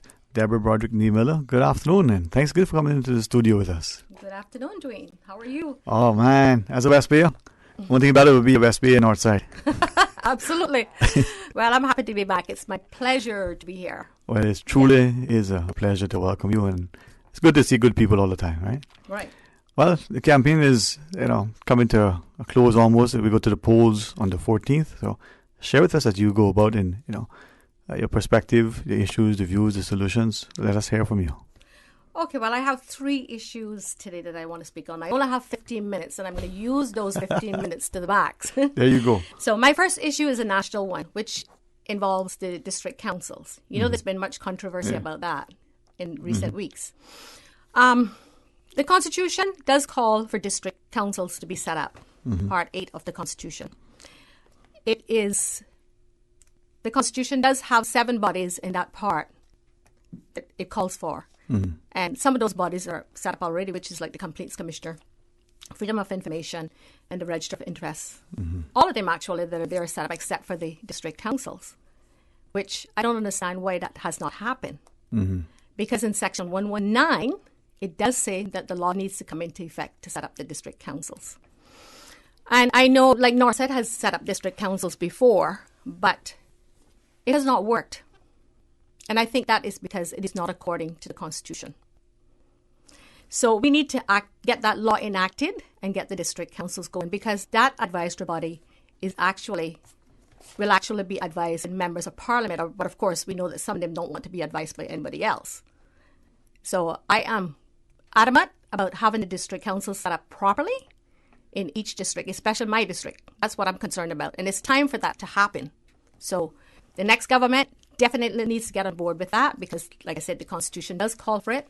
And the Constitution is the highest law in the land. So we need to go by that. On another issue, these 2 issues are for Northside. Very important issues that are happening in our district. We have people speeding in that district. And that is every day of the week. But mostly on Saturdays, Sundays, especially Sundays, they are crazy. Because, of course, people love to come to Northside, go to Rumpy or whatever. But we have got to get the speeding issue under control. They have taken that district for a speedway. It's like a highway. I can sit in my aunt's yard and I can watch the speeders going through Old Man Bay like they're crazy. Now, we have spoken to the police about this before. And, normally they'll come in and you'll see them for a time and then they're gone again. I actually just sent an email to Inspector Soto at the Bontown Police Station about this problem that we're having with the speeders. So I am hoping that something will be done about that because, trust me, if it was left to me, I would put those speed bumps in the road. But, of course, you can't do that. It's a public road. But, I mean, we love to have people come to Northside. And it's also our people in our district that's doing this, which is unfortunate. But it needs to get under control now. It is definitely high time that this issue is looked at and taken care of. So I am calling on the police today for the 3 Eastern Districts, Inspector Soto and his team, to get on board with this. Contact me. My number is 939-6558. I would love to talk to you in person. We need to get this sorted out. So I will await your call. In case they missed it, you told me 939-6558. Yes. All right, 939-6558. Yes. All right, Mr. David, take us through. So, I mean, that issue of speeding is not just that it impacts the safety, the security, the peacefulness, but it's a traffic offense. People's lives are at risk, from walking to the cyclist to the occupant of the car, driver or passenger. Mm-hmm. Absolutely. And I mean, we have children living in that district. Yeah. So it definitely needs to get under control, and I am an advocate for that happening. Another issue we have is the visitors who come to our district on Sundays to visit Rum Point. We love to have people come up there and enjoy our tranquility and, our peacefulness. Mm-hmm. And Northside is a unique district. It's very different. Everybody loves Northside. That's why I don't live anywhere else. That's why I love to be there. But in the interim of all of that, having those people come in there, what is happening is that when they come there, they are parking on the side of the road, and we have residents who live across in that area. They're playing their loud music right there by the roadside, and it is disturbing. People have complained about it. Seemingly nothing has been done about it. We also have, and I've proven this from like a couple of years ago, where they come and they're out there on the beach side smoking their weed, or they're in the water smoking their weed. Now, we don't appreciate that because kids are around there too, bathing in that area. So we want people to understand that while we love for you to come up there and enjoy what we have, we want you to make sure that you abide by our rules. Mm-hmm. So come, enjoy your stay, but, Yeah, enjoy your stay. Don't get out of the way. Don't overstay, let's put it that way. Those are the 3 main issues I have today. Uh-huh. But I also want to get it out there to my Northside people before I leave. We've been hearing much lately about the crossroads that we are at in this island. Mm-hmm.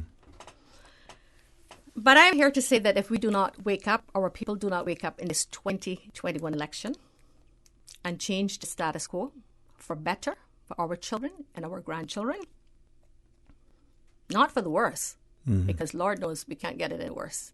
We're not the worst in a sense, but when it comes to our children getting jobs and other issues, we're not the best. So that has to change. But anyway, if we do not wake up in this 2021 election, we are not even going to be at any crossroads. We are going to be at a dead end and have nowhere to go. So I am asking for my Northside people to give me a chance. I am a caring, compassionate person. I am a people's person. I love people. I promise you my intention is not for us, our children, grandchildren, to take the leftovers or quarter of the pie. We want 3/4 of the pie now, or the whole pie, if we can have it. We've got to get past the welfare dependency of sitting and waiting, having to go through red tape to get some food stamps or otherwise. We want our children to be self-sufficient. We want to teach them that way. I understand the elderly didn't have pensions back in their day, so of course, they have to continue looking for that welfare to happen for them. And that should happen for them because they helped build this country. But enough is enough. So Northside, you need a caring, passionate, and compassionate person, a representative like me, who has the vitality and the ability to speak up in Parliament on your behalf in a professional manner. I have morals taught to me from my God-fearing parents, grandparents, all my family, my teachers, my Sunday school teachers. Northsiders know who I am. They know who I am. Your children and grandchildren and my children and grandchildren are worth more than what we have now. So I am asking for them that on April the 14th, they do the right thing and give me a vote. for a new journey of hope, because hope is what we need. So that is my take for my 15 minutes. Is it up? It's not up yet, but it can be if you want. And if you want to take a call or two, we can do that. You tell me, you're in charge.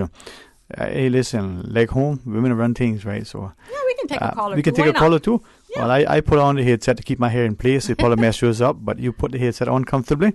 We're speaking to Miss Deborah Broderick Niemiller, candidate for Northside, as we go to the phones. Hey, good afternoon. Thanks for calling. Hi, good afternoon. All right, try the next call.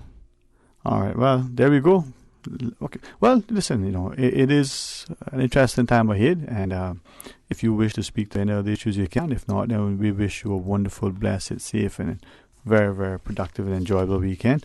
I can only wish that I could come up Northside a little more often, but yeah, maybe that'll happen next week. Yeah, it's Easter. We're going to be looking forward to having a lot of people. So now that I've gotten that message out there of what we expect them to come up and do at Rumpoint area, and all the speeders, don't be speeding, because I'm going to have the police there. So I'm wishing everybody a happy Easter. And Dwayne, thank you for having me. Thank you. God bless this country and its people. Maybe we continue to be wise in our choices and deliberate by design for what we do for the future generations.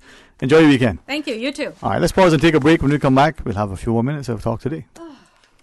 Now you'll never have to choose between two desserts at Subway. The new caramel brownie cookie is 2 treats in 1. Imagine sweet, gooey caramel with decadent chocolate chunks baked in brownie-flavored dough and topped with a light drizzle of caramel icing. And you have the new caramel brownie cookie, available at Subway. Complete your Subway sandwich, pizza, or salad with the delicious caramel brownie cookie or any other cookie flavor and dessert. Available at all Subway locations. Subway, eat fresh.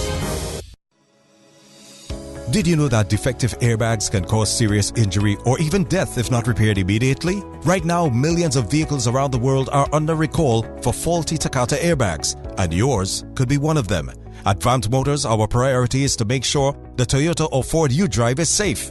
So we are offering customers a free, fast, and easy airbag swap out if your vehicle was manufactured in 2016 or earlier. Find out if you need to have new airbags installed by emailing your Ford or Toyota vehicle's VIN or vehicle identification number to service@vantmotors.com, or stop by Vamp's Service Center or call us at 949-2245. Don't risk it. Get the airbags in your Toyota or Ford checked for free at Vant Motors on Walkers Road.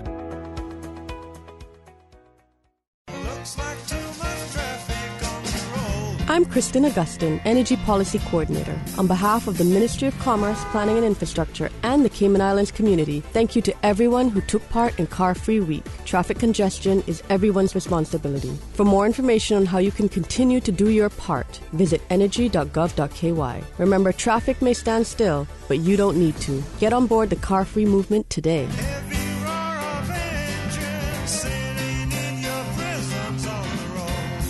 And now, a paid political message from Georgetown West candidate Dr. Kenrick Webster. Hi, this is Dr. Kenrick Webster, your independent candidate representing the electoral district of Georgetown West. With just a few weeks to go, I aim to apply my passion, dedication, and track record serving the people of the Cayman Islands through my experiences in law enforcement, tourism, and youth development, to support your Georgetown West to be an inclusive, safe, and thriving community for all.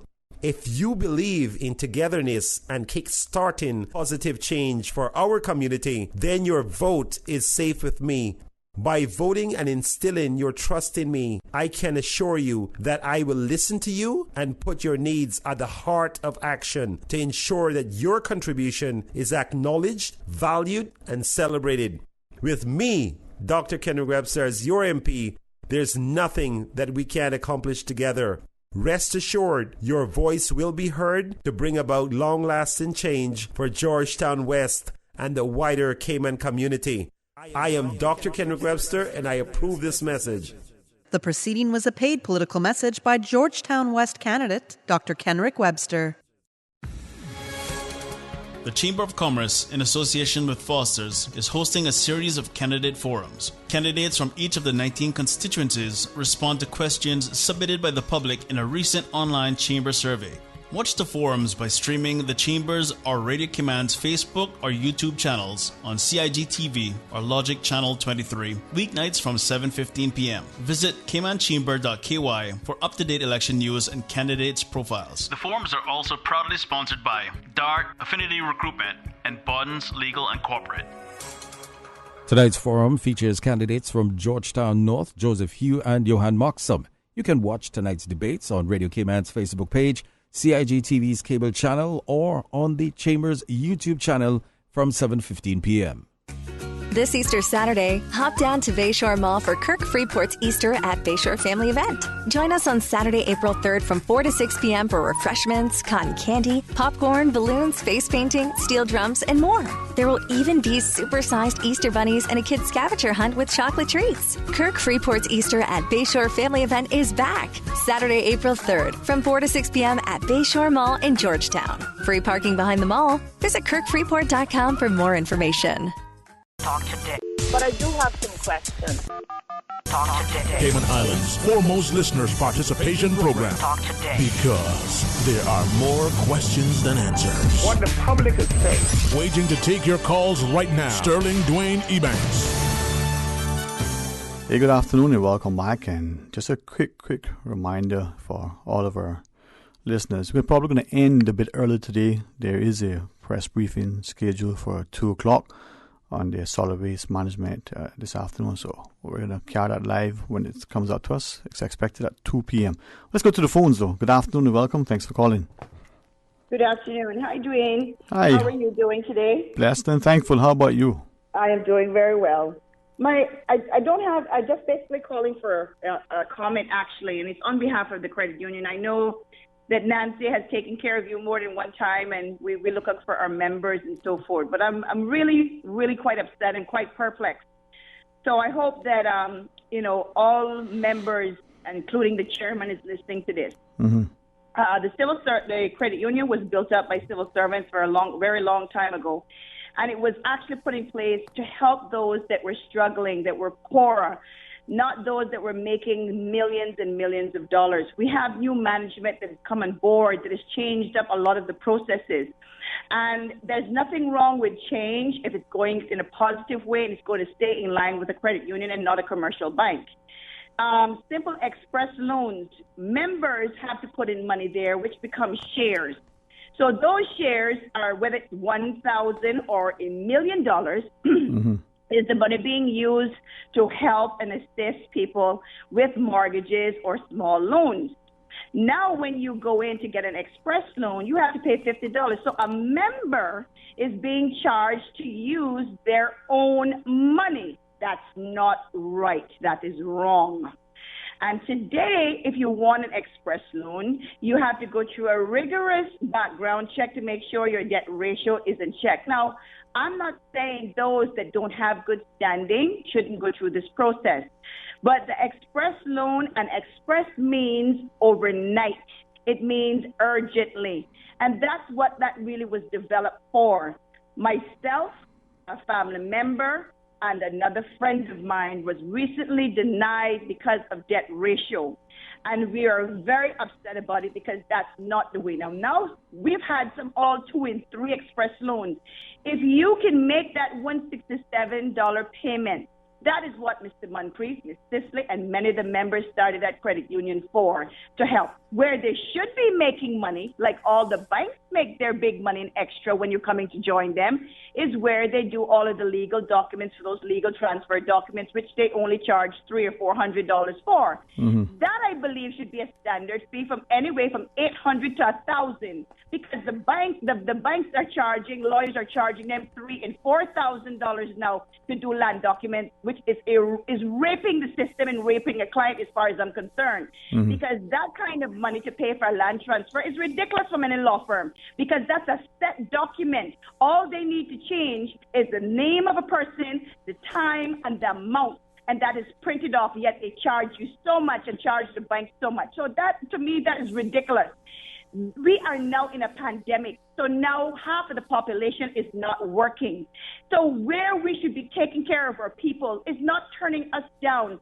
Let me tell you something. Many people may not like Corinne Glasgow, But I believe today, if we were under the management of Corinne Glasgow or Mr. James Watler or even Mr. Moncrief, we, the poor people, the ones that can't afford the $1 million deposit, we, the poor ones that are asking for a small $3,000 or $5,000 express loan, we, I am quite sure, quite sure would be granted those loans today. And it is a shame because that is not what our membership stands for with the credit union.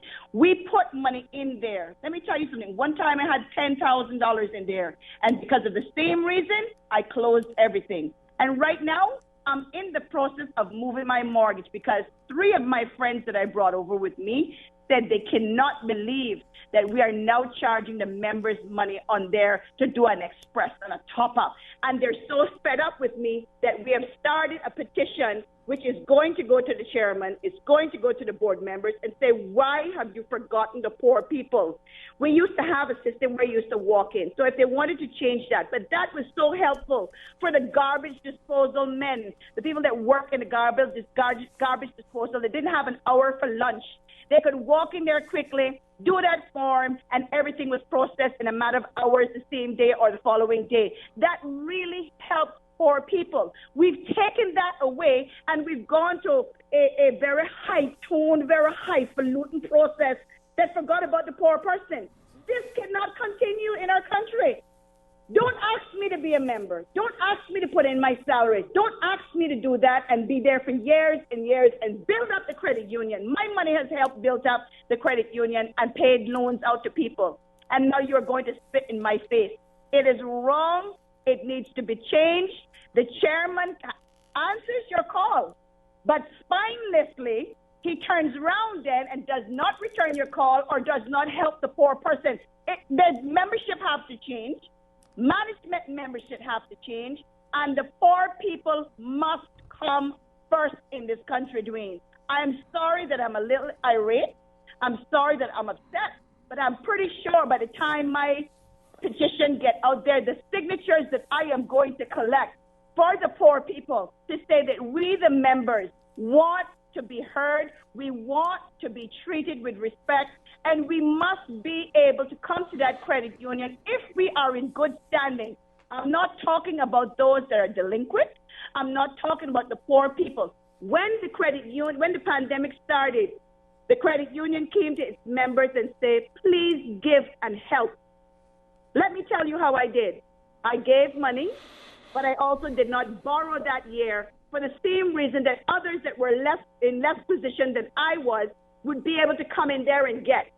But now that I needed help after my house insurance went up, they looked at and told me my debt ratio and a death in my family meant that I was not respected and I couldn't get a small express loan after having how many express loans and paid in good standing and paid before time. This is not right. We cannot continue to treat the poor. There are 2 classes of people in this country. One is the very, very, very rich, and one is the very, very, very poor. It has to stop, Dwayne. And I'm starting a petition to help the poor. Okay. I've started to help the poor, and I want anybody that think they want to sign that petition, they can call me on 925-2705. They can call me because that petition is going into board members and to management. And if it has to be published, if it has to be, we have to call on it, it needs to be done because I am standing up because I am a private citizen and I am also a member. And we should not be treated that way. Thank you, Dwayne. Thank you. And God bless. God bless. All right, well, the news break. And remember, there is a scheduled press briefing on the, what they call it, the solid waste management. All right, stay tuned for Talk Today. Continuing the Caymanian tradition. Let Cora keep my ground so clean. The heart and soul of the Cayman people. Thank you for keeping the culture alive. There's the news every day. From East End to Georgetown, down into West Bay. Radio Cayman in the Cayman Islands.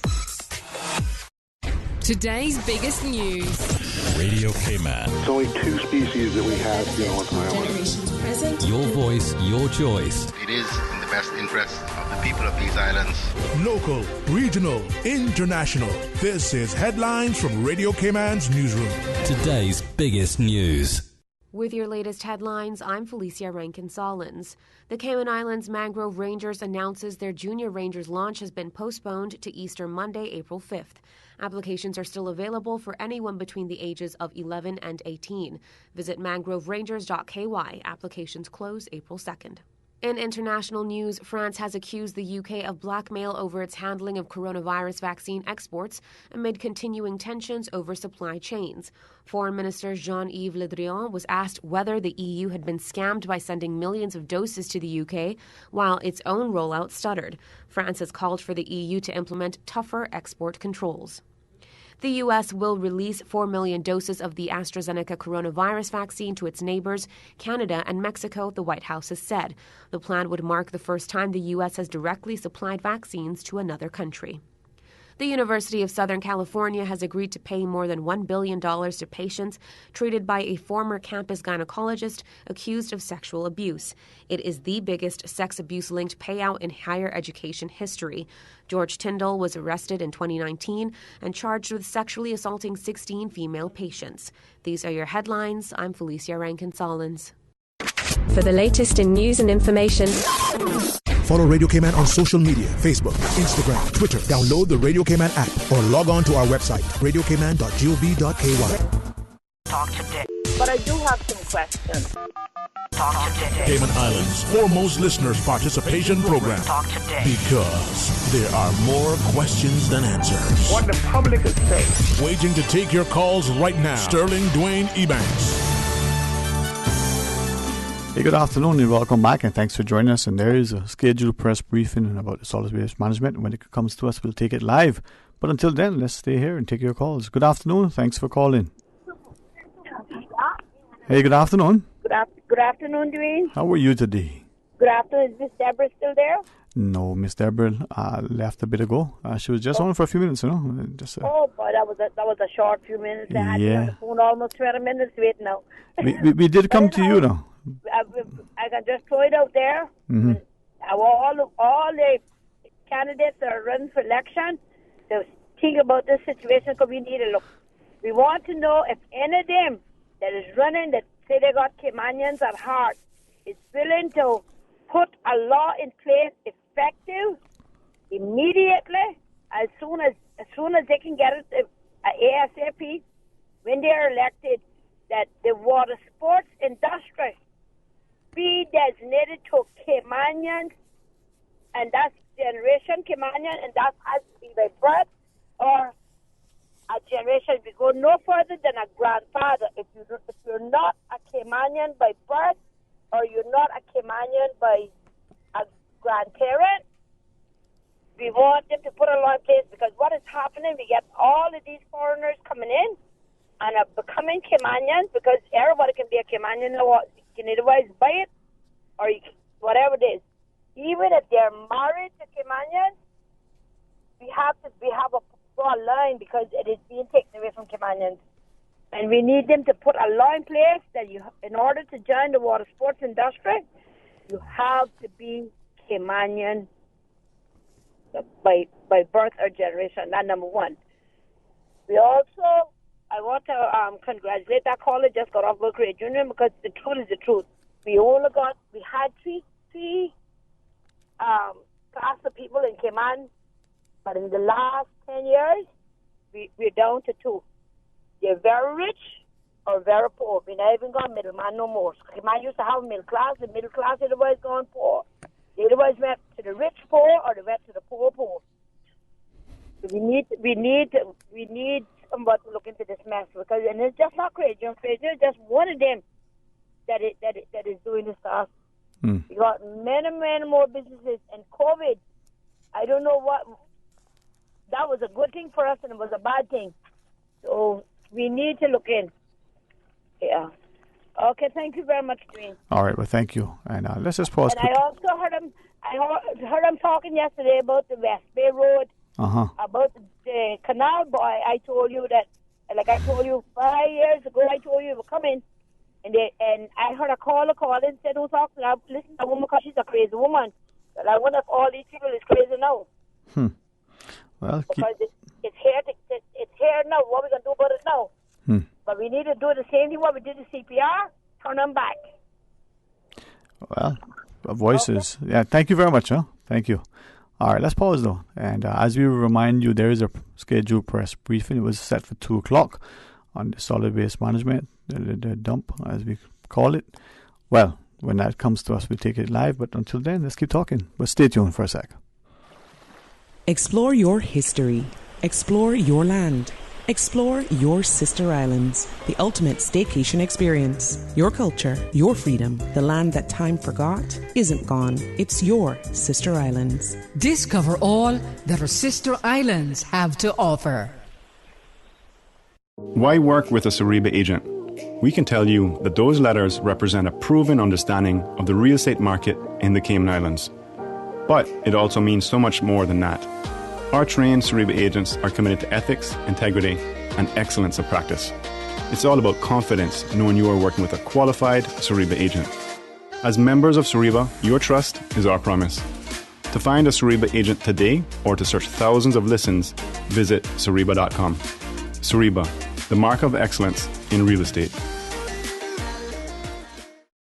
This Saturday night, the Progressives and Alliance will share their manifesto at Kirk Home Center from 7 p.m. Radio Cayman will be broadcasting live, or you can watch the live stream on the Cayman Compass Facebook page or YouTube channel. All are invited to a public meeting by the Progressives and Alliance this Saturday, March 27th at Kirk Home Center from 7 p.m. The Tuesday and Thursday edition of The Business Buzz is brought to you by Cayman Medical Supplies, providing quality pharmaceuticals, medical supplies, and consumer products to healthcare providers, retailers, and ultimately the patients at a reasonable rate in a friendly, caring, and timely manner. Cayman Medical Supplies is located at number 93 Smith Road, Windward Center. Telephone 949-6211. It is truly important to our country that the voices of all the people in the Cayman Islands are heard on Election Day. Your vote counts. April 14th, 2021. Exercise your democratic right and vote. A public service announcement from your number one community station, Radio Cayman. Radio Cayman brings you For the Health of It live with Tara Bush on Wednesday at 7 p.m. And if you miss it, you can tune in for the rebroadcast on Saturdays at 9:30 a.m. Chlorodo Bleach is proud to sponsor For the Health of It. Mildew, no problem. Stains, no problem. Whites, no problem. Sanitary cleaning, no problem. Chlorodo Bleach has got you covered. For the ultimate clean, use Chlorodo Bleach. Available at Foster's Food Fair, 2 liters and 1 gallon sizes. Pick up your bottle today. The ultimate clean is a Chlorodo clean. Talk today. But I do have some questions. Talk today. Cayman Islands' foremost listeners participation program. Talk today. Because there are more questions than answers. What the public is saying. Waiting to take your calls right now. Sterling Dwayne Ebanks. Hey, good afternoon and welcome back, and thanks for joining us. Quick reminder, there was a press briefing scheduled for 2 o'clock on the solid waste management. When it happens, we're going to go to you live. But until then, let's continue as we go to our phones. Good afternoon. Thanks for calling. Good afternoon. Hey, how are you today, Mom? I'm good and I'm bad because, Sterling, Yes, Mom. I am very upset about a meeting that they had up in here in Newlands last night because I already went on the talk show and tell them that if they know anything about the candidate or they do know nothing, I don't believe in this mudslinging, whatever, because like I said, we're all human. I'm sure everybody got an old skeleton somewhere in their closet. The only perfect person was Almighty. And let me tell you, last night, they said, look, it wasn't going to be no mudslinging and stuff, but if we in Panton ears were ringing, he don't have no drums left today because he was a topic. And I mean, some of the stuff that they were saying is pure lies. That's the part that got me. Pure lies. And then they come in the man district because he born in Newlands. He's on Newlands, born and bred, and bash him like that just to get votes to be elected. That is terrible. We don't need leaders like that. And the people that they have as MCs, they need to tell them. Because I tell you all kind of lies. They tell them that guy, even say about he arrest somebody, and I waited down the road before 6 o'clock this morning because a person lived right out the road by me and asked the man's wife if we ever arrest her husband. And she said when he was a minister or something, they had some problem, something about real runner on the beach or something, but she cannot say that it was Wayne did it. And I said, well, why? Because he was in charge at the time. Why they say that he did it? These things, I tell you one thing, if I were him, and he was, some of them things are suing matters, I would take them to court and make them prove, because they're trying to wreck that man. I call it defamation of character. If you heard the stuff that they said about him, I mean, that was ridiculous. The meeting was on Wayne Panton. Yeah. And the person that was running before, they didn't do plenty of the stuff that where they was. They didn't even open their office. And when Wayne and Heather were doing things, now they're taking credit for it because they got up there claiming about they did so much for this area and did so much. And I don't know if you can remember, and I don't know if who I is, but you remember on your same show, because I remember, I don't forgive, and I don't forget. 2 lights were supposed to be putting down in here by me, and just 2 weeks ago they nearly killed my brother in that same area where I was asking, and the poles are there, and they told me on your show that the thing was in from when I come on and asked them about it, that it was in for February last year, and February this year gone, and I can show you the poles if you come up, man. And no lights on them. And somebody told me a couple of days ago that wasn't a hard job, because if the poles had to go down, it might have taken a while. But all they had to do was go into CUC, get one, suggest what they wanted, get one form, and fill it out. And once they had the lights, the light should have been on the pole in less than 2 weeks.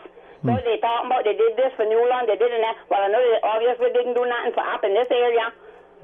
And then they telling me when I went on about how family members up, Good thing to have family members, because they now have family members, what would happen? You know, they're now telling lies to be elected. I don't go for that. Yes, well. Somebody got to win, but don't go I get out there. Right. People, because people know things about them too. And I, for one, that know plenty, but I don't want to get into all of that. Right. But thank you for that, and appreciate it. And I guess, unfortunately, you know, this is maybe where our politics deteriorating. Thank you for the call, though. Let's take one more. Good afternoon. Welcome. Thanks for calling. Sir Dwayne. Afternoon. Good afternoon, Sir Kenneth E. Banks. That's whatever you want to call me. How you doing? Honorable member, how are you saying, sir? You use that word or term loosely. All right, man. I'm good. It's all good, man. It's all good. Yeah.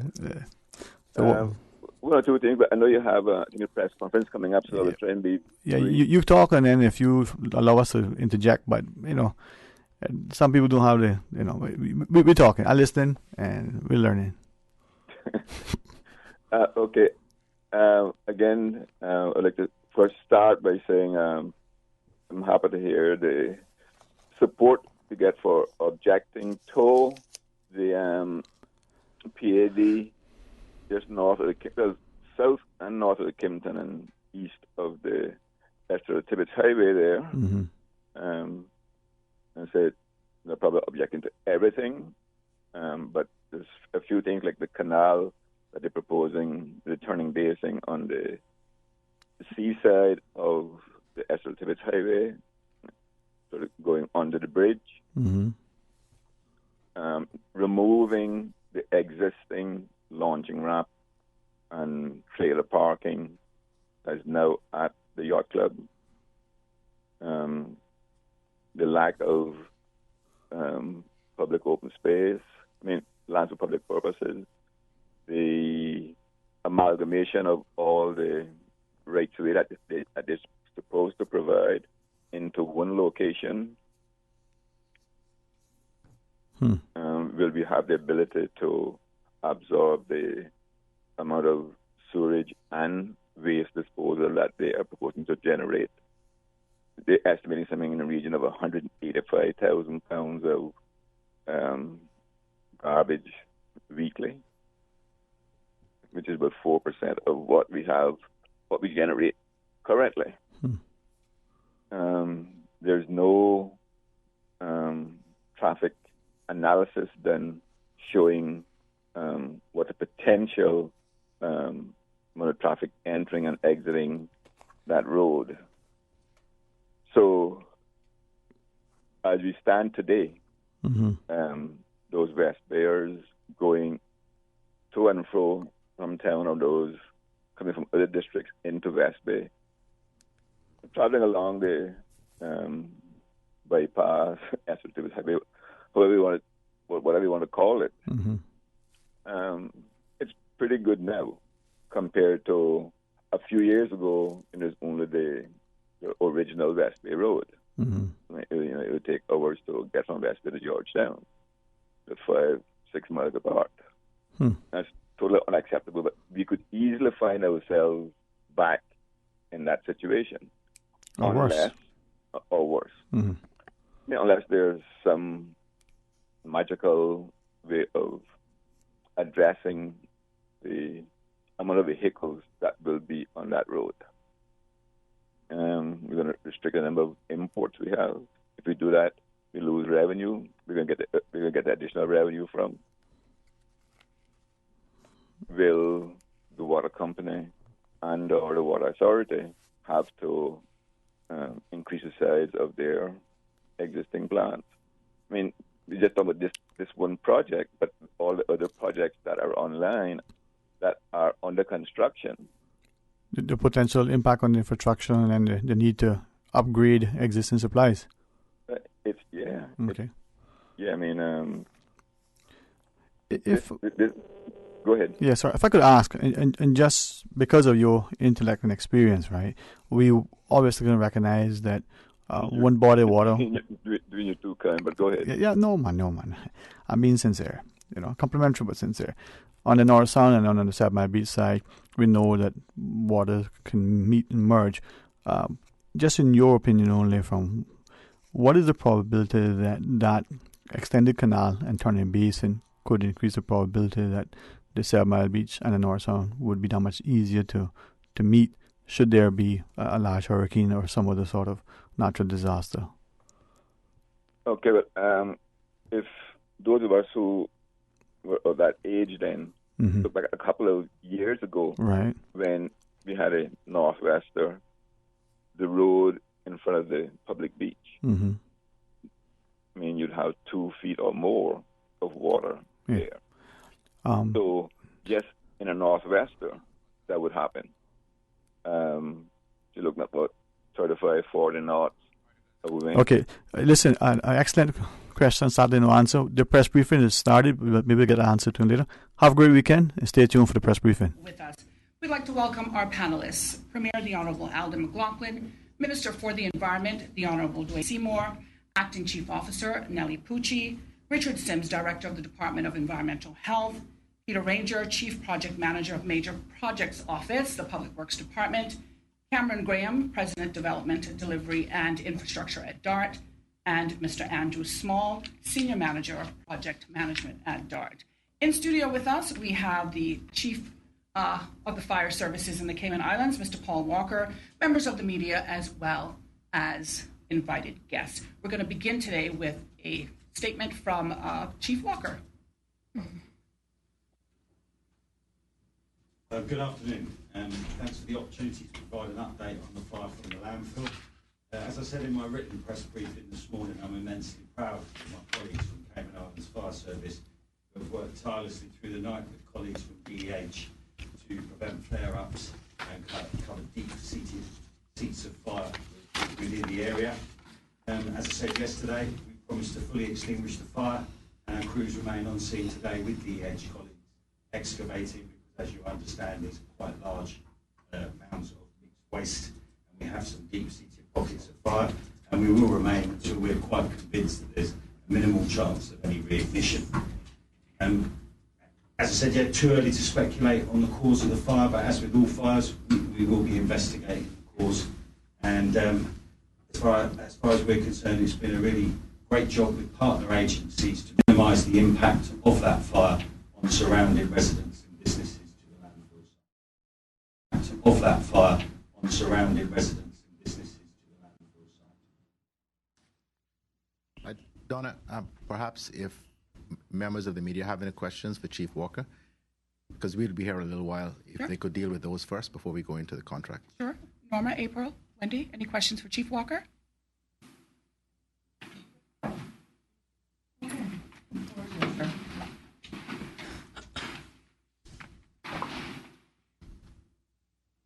Hello, everyone.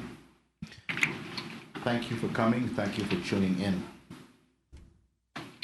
7 years after my first administration commenced work to find a comprehensive and sustainable solution to manage Cayman's solid waste, I am most pleased today to announce the signing of a 25-year contract between the Cayman Islands government and DART to design, build, finance, maintain, and operate a new integrated solid waste management system and to complete the ongoing remediation of the Georgetown landfill. Pardon me. The signing concludes many years of complex collaboration to bring this project to reality. This signing today is truly historic. It is a national achievement for the Cayman Islands and the final step towards the delivery of a modern 21st century solid waste solution that will have tremendous benefits for the environment, our community, and future sustainable growth. Our people deserve to have the best option for waste management, and this option represents that. We cannot continue to handle waste in the manner in which it has been done over these decades. Not only is it not sustainable in terms of the risks we face at the current landfill, but we are also constrained by the lack of space there. The reality is that the current Georgetown landfill is nearing capacity, and the current site will only afford us, at best, an additional 5 years to continue the status quo. This signing also represents the Cayman Islands' first public-private partnership. This is in line with the recommendation in the outline business case completed back in 2016. The project has been led on the government side by the Ministry of Health, Environment, Culture and Housing, the Major Projects Office, and the Department of Environmental Health, who were supported by specialist technical consultants in waste management, legal, and financial matters. I wish to express my sincere thanks to the project team, led by the Acting Chief Officer, Ms. Nelly Pucci, Chief Project Manager, Mr. Peter Ranger, and Director of DEH, Mr. Richard Sims, for their extremely hard work and diligence in seeing this project through to the successful outcome today. My thanks also to the project team at DART for their committed collaboration and partnership on this project. And a very special thanks to the Minister for Health and Environment for persevering. The ISWIMS project itself is expected to take approximately 3.5 years to complete after the relevant permits and environmental impact assessment has been completed. Over the course of 2021, remediation of the main mound at Georgetown landfill will continue, with interim tipping operations transitioned to a new area of the landfill. The visual appearance of the site will also be enhanced with privacy screens. The EIA for the project will commence with the publishing of the terms of reference, which will soon be available for public consultation. Between 2022 and 2024, the new facilities will be constructed, and until the energy recovery facility is complete, waste will continue to be landfilled and remediation of the North Mound will be completed. At the end of such, and by 2024, the country can expect to have a modern, sustainable way of handling its waste, which will serve us for at least the next 25 years. As yesterday's unfortunate events demonstrated, there is no do-nothing option, and I want to show the public that this public-private partnership intends to deliver on our shared goal of providing a modern, sustainable solution to waste handling in these beloved Cayman Islands. McLaughlin. We now go to Minister for Health and Environment, the Honourable Dwayne Seymour. Thank you, Donna. Good afternoon, everyone. It's such a pleasure to be here with you today. We have been grappling with this problem of Mount Trashmore as a government and as a community for many, many years. Locally, the conversation surrounding our landfills, especially that of the Georgetown landfill, has been about finding solutions to a number of environmental and social issues, and of course to the view. However, the way the land is used after the landfill reaches its capacity is an important long-term consideration for the government and the communities surrounding them. The question, what should we do about Mount Trashmore? It has been a long and often complicated, highly technical conversations with our experts, but I can assure our people, it has all been guided by what is the best interest of the public. Many of you have been asking about the additional facilities in the Cayman Islands. The Cayman Islands will gain through this partnership. I will list them here and allow the technical experts to go into more detail later on. The 9 integrated facilities are as follows: the energy recovery, residual waste landfill, green waste processing, bottom ash processing, end-of-life vehicle and scrap metal recycling, household waste recycling, materials recovery, constructions and demolition waste processing, medical waste processing. Lastly, I wanted to answer the question of what are the policy accomplishments that we have achieved here today. We now have the Cayman Islands' first energy recovery facility, a complete transformational change to handling of waste in the Cayman Islands. This is all in line with the national waste hierarchy: reduce, reuse, recycle, recover, and dispose. As the Premier just mentioned, yesterday's fire is further evidence that we are in need of these types of solutions. It has been a privilege to work with everyone here and our technical experts on creating the government's first ever PPP deal, and I want to assure you again, this will deliver to our islands not only a modern, sustainable solution, but also to help push the entire country in our efforts to live greener and healthier lives.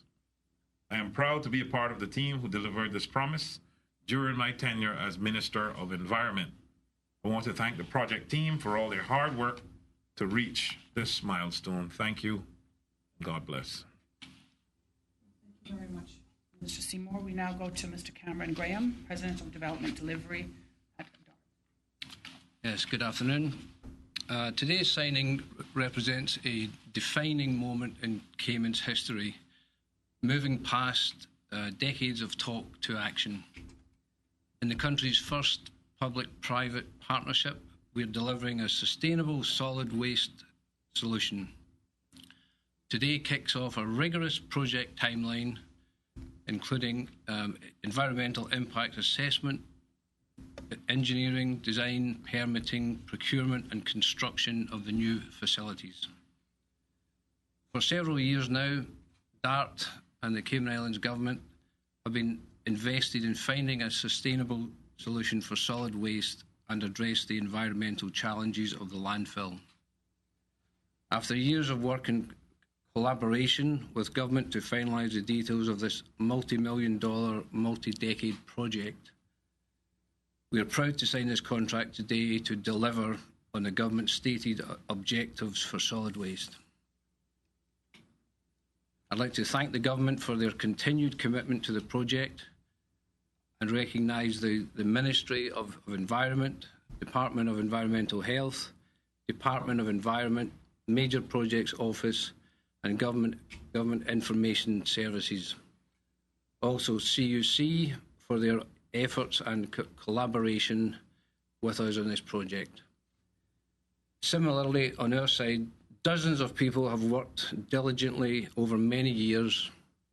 I want to say a special thank you to our team members at DART our project partners Island Recycling, and our many international specialists. As we celebrate this significant milestone, we're looking ahead to the next 3 years of delivering world-class infrastructure to the people of the Cayman Islands. Under new system, recycling performance will be improved. Our garbage will become a resource for renewable energy, used instead to generate electricity rather than waste product to be landfilled.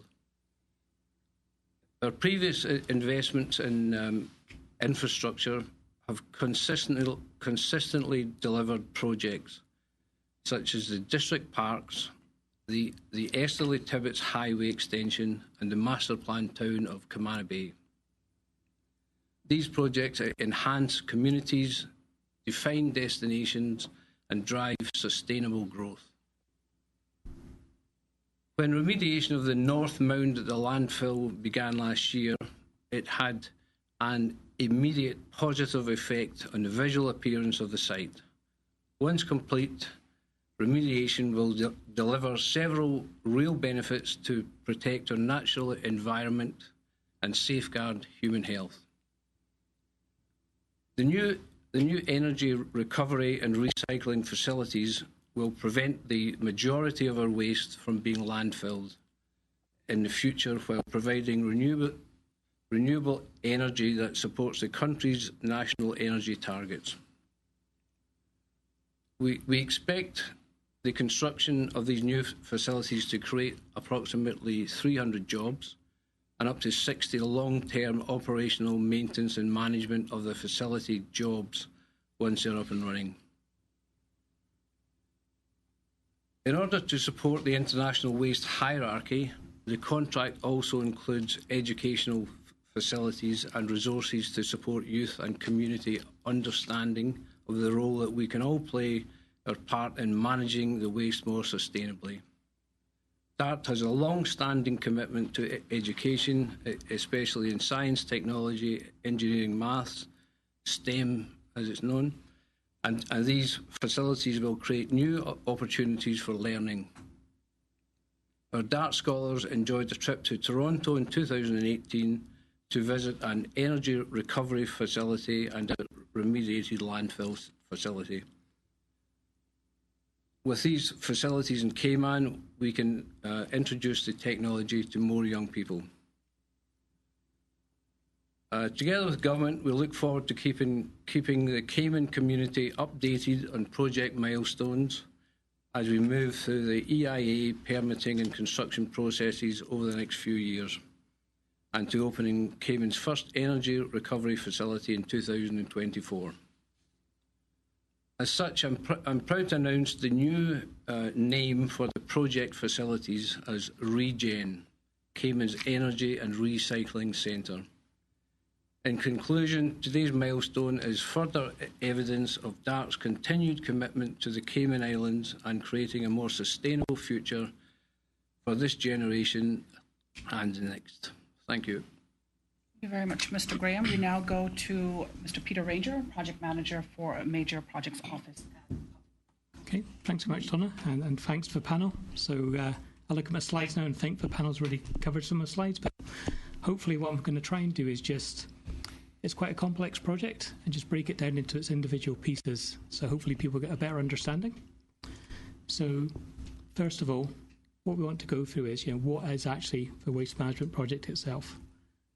As the panel have said, it's a partnership to transform waste management to Cayman Islands, and it's Cayman Islands Government and DART in the country's first Triple P. And in essence, it's actually now in two parts. We've got design, build, finance and maintain waste infrastructure.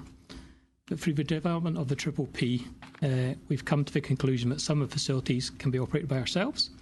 So in fact, the operations that have been previously mentioned will be split between DH, managed by Mr. Sims, and also DART.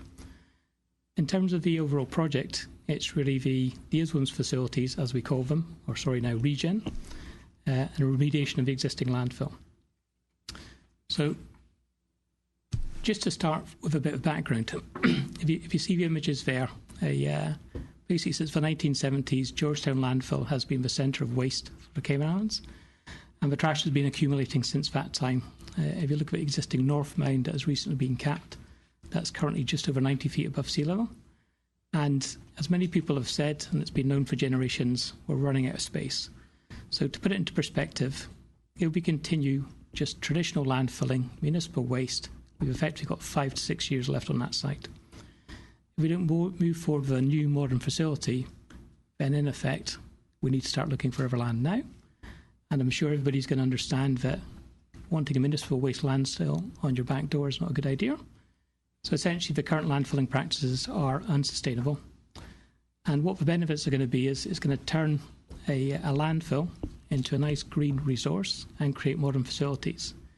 So it might be a bit difficult to see. The top image there is basically an image of Georgetown landfill pre-Hurricane Ivan. So what you can see is the North Mound, which is in the top right-hand corner. And there's a big black area which was actually a lake, which was there prior to Ivan. Post-Hurricane Ivan, after the clean-up, what you can see is the lake was drained. That was actually filled with waste. It's about 33 feet deep. And we had a massive expansion of the current Georgetown landfill site. And from that time, government has relied on that site for its centre of waste. But basically, there's not much time left. So just to take you through where we are just now, is that what happened, as Cameron said, towards the end of last year, was government moved ahead to basically get that first capping layer on. The reason for that was basically to control vermin, to actually start the remediation process, and again, on the main landfill mound itself, was prevent the need for fires. Where we currently are operationally is main mound 2020. Where DH are currently operating is what we call an area called the haunch, and that's where is the current tipping face. So essentially that work is going on now to the end of April. We see DH up there. When that tipping face is complete, we'll then put that capping layer back on, so we'll then have the whole of what is the existing North Mound covered as first stage of remediation. The next area that will be moved into is what we call the northwest extension.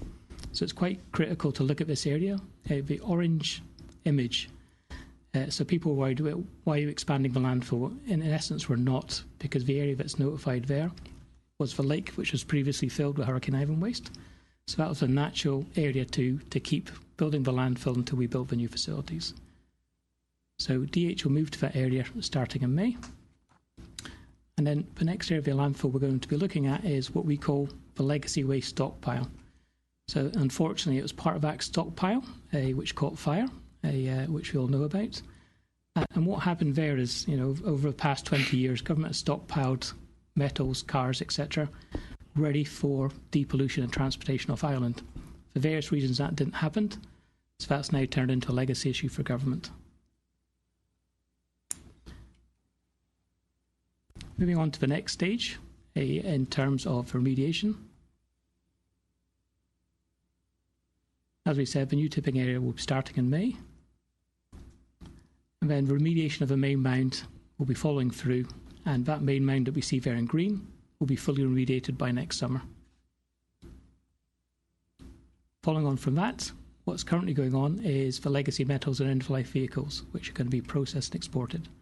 So essentially that contract starts in the next few months, where all that existing legacy waste will actually be worked through, all of the existing cars depolluted, all recoverable material will be recovered and eventually shipped off island for recycling. Again, looking at this image here, the next steps in landfill remediation. So in basic terms, if you look at the waste mound there in grey, what we've done is just put on that first layer, which is really just to keep the waste down before we actually start remediation proper. Following on from that layer will be different grades of fill material, a geotextile membrane, followed by more fill material, and then basically our plant layer, which is topsoil. One of the key parts about the landfill is that is going to remain active for a long period of time. So there's going to be a landfill gas management system, which is essentially sinking wells around the landfill, bringing it to a collector. And initially, while we build the waste energy plant, that landfill gas will be flared off. Now, flaring off landfill gas is a lot more environmentally friendly than just allowing it to release to atmosphere. But when the waste energy plant is built and constructed, we'll actually be taking that landfill gas to the waste energy plant, and it'll produce about 0.5 megawatt worth of power for about approximately 10 years. And then the final stage is the future use. So the actual landfill itself will continue to settle over the next 5 to 10 years. So there's going to be some amount of settlement, perhaps up to 10 feet. So the future use will have to be mirror that, if that makes sense. So but the main aim is going to be when everything is closed capture remediated, the landfill is finished, there will be public access, etc. So what facilities does the project include? So the Minister listed them out there, but essentially these 9 facilities are going to end up giving us 95% diversion from waste. And we look at the first 5 facilities, they will actually be operated by DART, so that's the energy recovery facility, the bottom ash processing, the C&D waste, residual waste landfill, and end-of-life life vehicles. DH will be the operator for the materials recovery facility, as we currently do, the green waste processing, household waste recycling, and medical waste. And I'll go into a bit more detail on these facilities afterwards. But one of the good things as the PPP has gone through the different phases is trying to find something that is actually fit for Cayman, and the natural reuse of DH staff doing what they already do means that there's currently 32 people, Richard, who are employed at the landfill, and they'll be working on these facilities.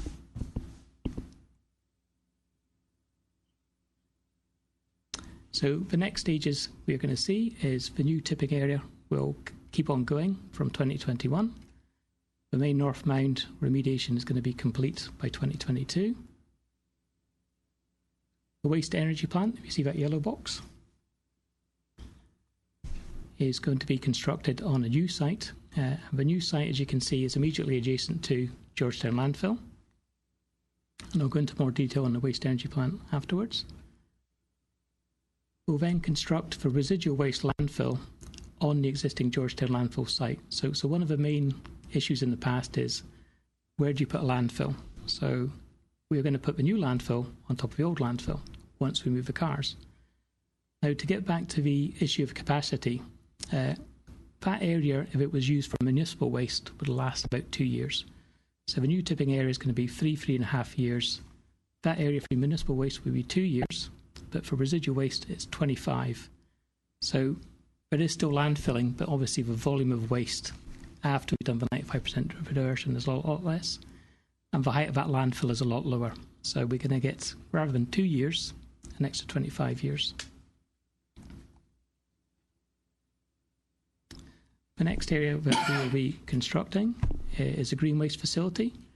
So initially in the early years, one of the key areas of the waste energy plant is getting the sizing right for 25 years.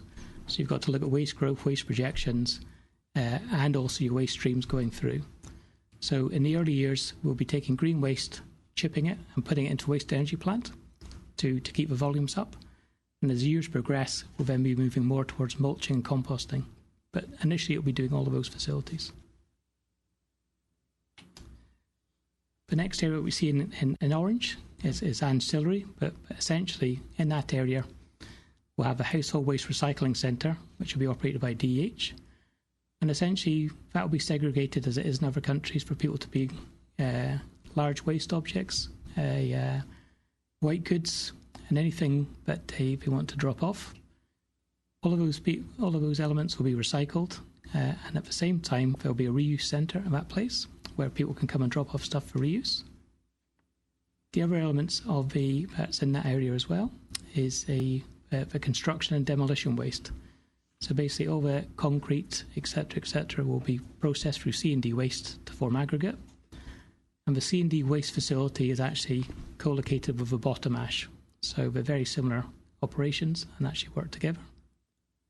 The next piece of infrastructure, all of these facilities will be built at the same time as the waste energy plant. It's a materials reprocessing facility. So that again will be operated by DH. So that's where all the type 2 plastics, cardboard, steel, aluminium tins, etc. will be recycled, again, to be shipped off island. And then another very important facility, probably the most important facility on island, essentially, is the end-of-life vehicles. So essentially what's happened now is the current contract that we have with DART, there's so many vehicles on Ireland, is only keeping up with the influx or the flow into the dump.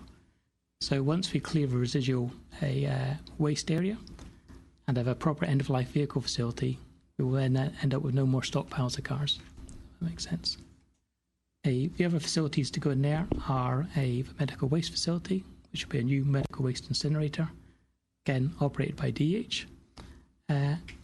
And finally, one of the things that people often ask about is, if you look at the existing site, and perhaps I should have emphasised this more, the area of the new facilities is the new land that's been purchased for ISWIMS. So all of those facilities are essentially surrounded by the existing Georgetown landfill on 3 sides and are adjacent to the existing residual waste landfill that's going to be built. So all of the access, entrance, etc. is the same as it is coming off Dump Road. So in essence, there won't be much change in terms of traffic, etc.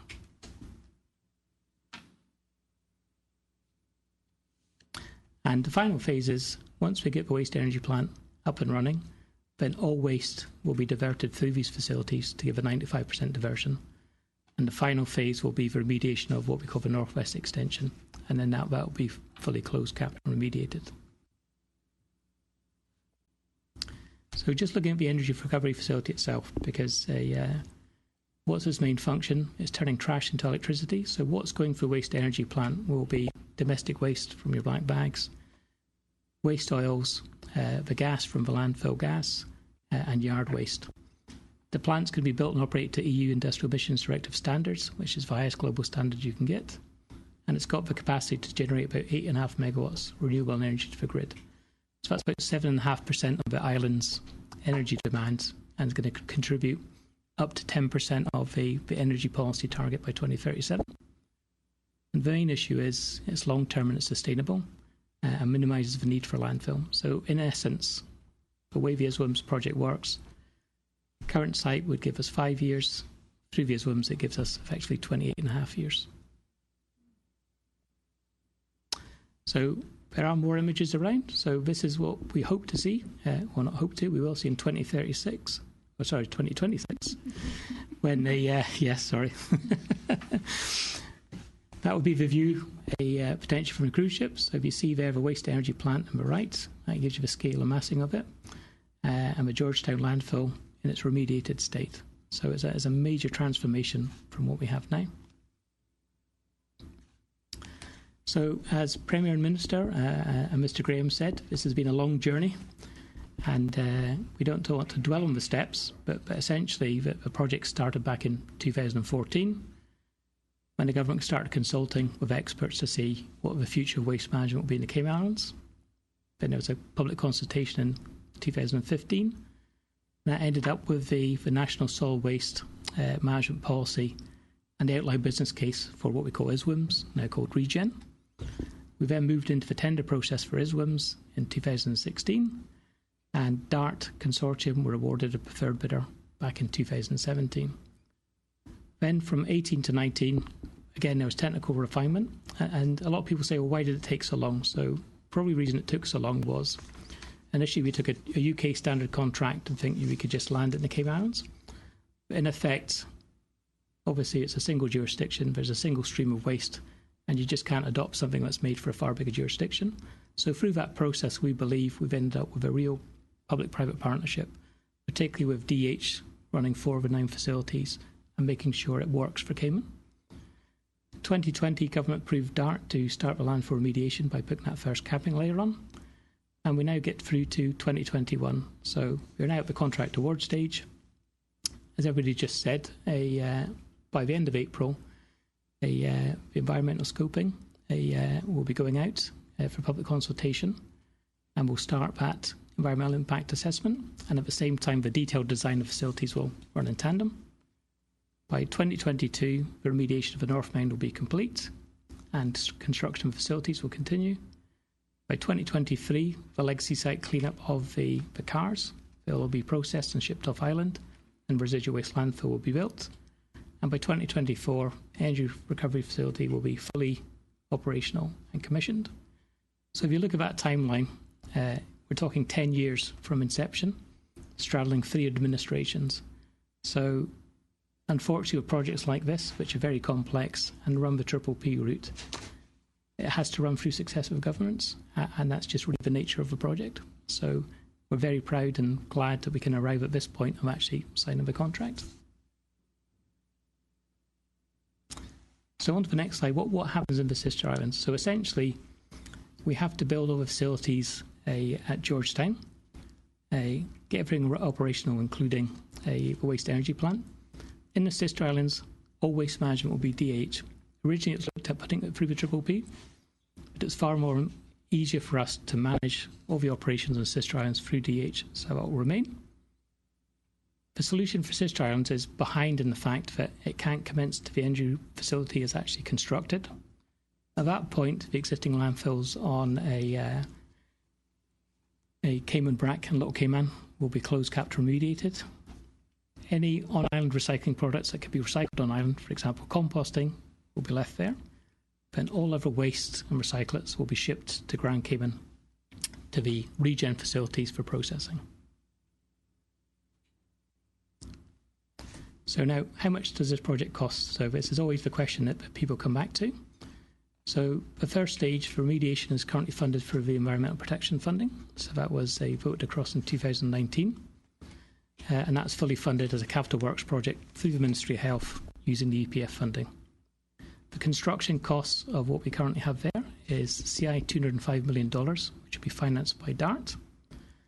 And the important piece is there's no cost to government until fully operational. So the question comes up a lot, why don't we do it ourselves? Well, all of the risk transfers to the consortium. So until those facilities are constructed, built, commissioned and handed over, government doesn't pay a dollar. So then we have a 25-year concession period. So once complete, what does government pay? Government pays $163 per tonne for processing that waste. Okay, so to try and put it into perspective, how does that compare with other jurisdictions? Southwark in South London has recently completed a plant, and they are just over £200 per tonne. So in CI it's probably 220 for processing waste. And how we've managed to get our dollar per tonne down is to look at ways of, for example, using DH, that brought the operations cost down. Look at issues where we currently collect an environmental tax for all imported cars, which eventually goes towards their destruction. So again, things like that will be put towards the project. And then revenue streams are through the electricity and recycling. And it was important in starting off a project that no disposal fees for the public or currently for commercial users. Because the government felt that currently nobody pays to use facilities or to go to Georgetown landfill, so to start with, that's the way it will be. And there's a commitment obviously for the public for no new fees. And the big benefit of this project is at the end of a 25-year concession project, all of the facilities, the land, the assets revert to government. And typically for waste energy plants, they can last up to 40 years. When they're handed over to us, all facilities will have a minimum of 5 years life left in them.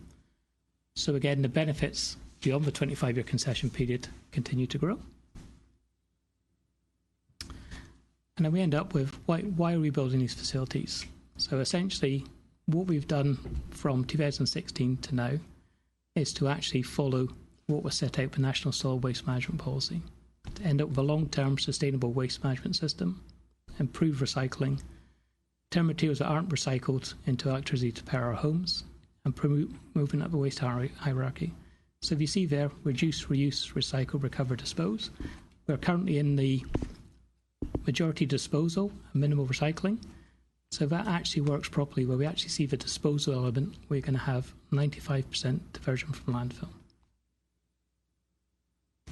And again, just to close on regen, it's a question that comes up a lot. Everybody says, what's ISWIMS? And it's a really strange name and it's difficult to pronounce. So the project now, this project, from today is effectively regen, and the government is very happy to sign with DART and actually move now into the delivery phase.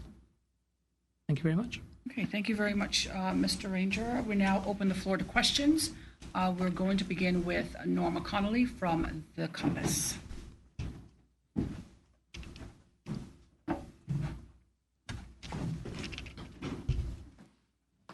afternoon, everybody. Afternoon. I have a few questions for you. This has obviously taken 4 years to get to this point since I believe the initial contract was signed as the preferred bidder for the Dart Group. What was the final sticking point on getting that deal finalised, and sort of what's happened in the interim period most recently to sign the deal today, basically? Yeah. So just to I mentioned in the slides there wasn't actually a sticking point. So if I go from the starting point was to take a UK standard form of contract, which is very complex and deals with all the waste streams, and how you actually deal with incentivising the contractor to recycle, etc., etc. But we couldn't actually take that form of contract and just put it into the Cayman Islands, because when you're in the UK, if you don't have sufficient waste to operate your facilities, you can get waste from an adjacent jurisdiction. So it wasn't really a sticking point. It was a continuous honing of the scheme, as it were, and the contract to make sure it fitted here. And that's why it took so long, because a lot of the standard clauses in there just weren't really relevant for us. And within that whole issue, what we also had is looking at better ways of delivering the service. And that's why one of the kind of key elements here is, the involvement through the Ministry of Health, the Minister, and DH were really fundamental to that. That's a process. And again, we could talk to you for hours. The way the project is going to be managed after delivery. So DH are responsible for all waste management in the Cayman Islands. Through this project, they'll end up still being responsible for all waste management in the Cayman Islands, but 70% of it will be privatised. So that was the real kind of shift. So yes, it took a long time. No disrespect to lawyers in the room, but it takes a long time going through these kind of contracts. But we've got to where we've got to, and we're really happy to be here.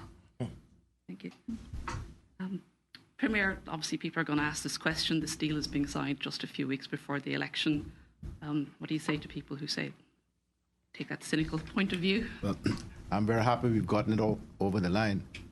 This project has been 7 years in the making by this administration and my previous one. It was first mooted way back, if any of you can remember that far back, when the Honourable Linford Pearson was minister, ages ago.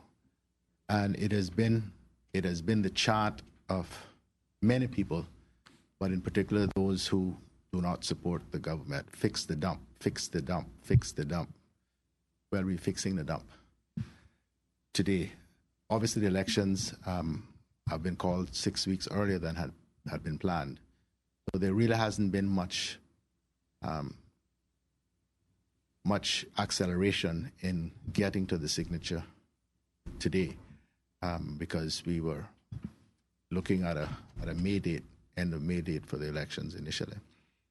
So we haven't cut any corners. We haven't made any concessions that otherwise would not have been made. So I think that the country overall, whether they support the government or not, should be incredibly happy that we have finally reached a point where there is a comprehensive, sustainable way of managing Cayman's solid waste issues for at least another quarter of a century.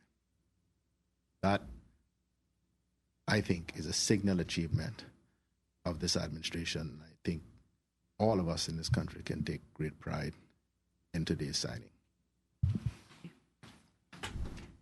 Next, I'd like to ask, I know the remediation costs are going to be coming out of the Environmental Protection Fund. How much money are we talking about here? So originally, what was gazetted was $22.7 million coming out of the EPF. The actual remediation itself is around about $17 million. But what we're doing now is we're putting the funding towards the legacy site cleanup. So in essence, the trouble with the site is there's a huge amount of legacy, obviously going back to the 70s. So the total sum from the EPF is $22.7 million.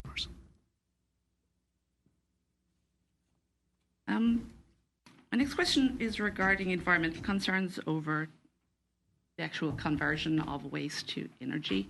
Is there going to be an emissions issue with that in any way, or can you just talk us a little bit through what will make that a safe process? Yeah, well, as it was on the slides, it's going to be built to EU emission standards. That makes sense, which is the highest global standard we can actually build to. But also as part of the EIA, we'll be looking at the baseline monitoring of everything surrounding the site. And in essence, this is something that people need to understand, is these waste energy plants are actually built in cities in Europe and UK and everything else. So you imagine you're going to build a plant like that in a city of sort of 4, 5, 6 million people. And we're going to build it now on an island with 65,000 people. And where it's getting built, the island's only about a mile wide at best. So government's purpose always at the start was you could actually say that we are over-designing it, because to build the EU emission standards actually probably isn't required. But from a human health perspective, government's briefing has always been to make facilities, particularly the waste energy plant, to the top standard we can.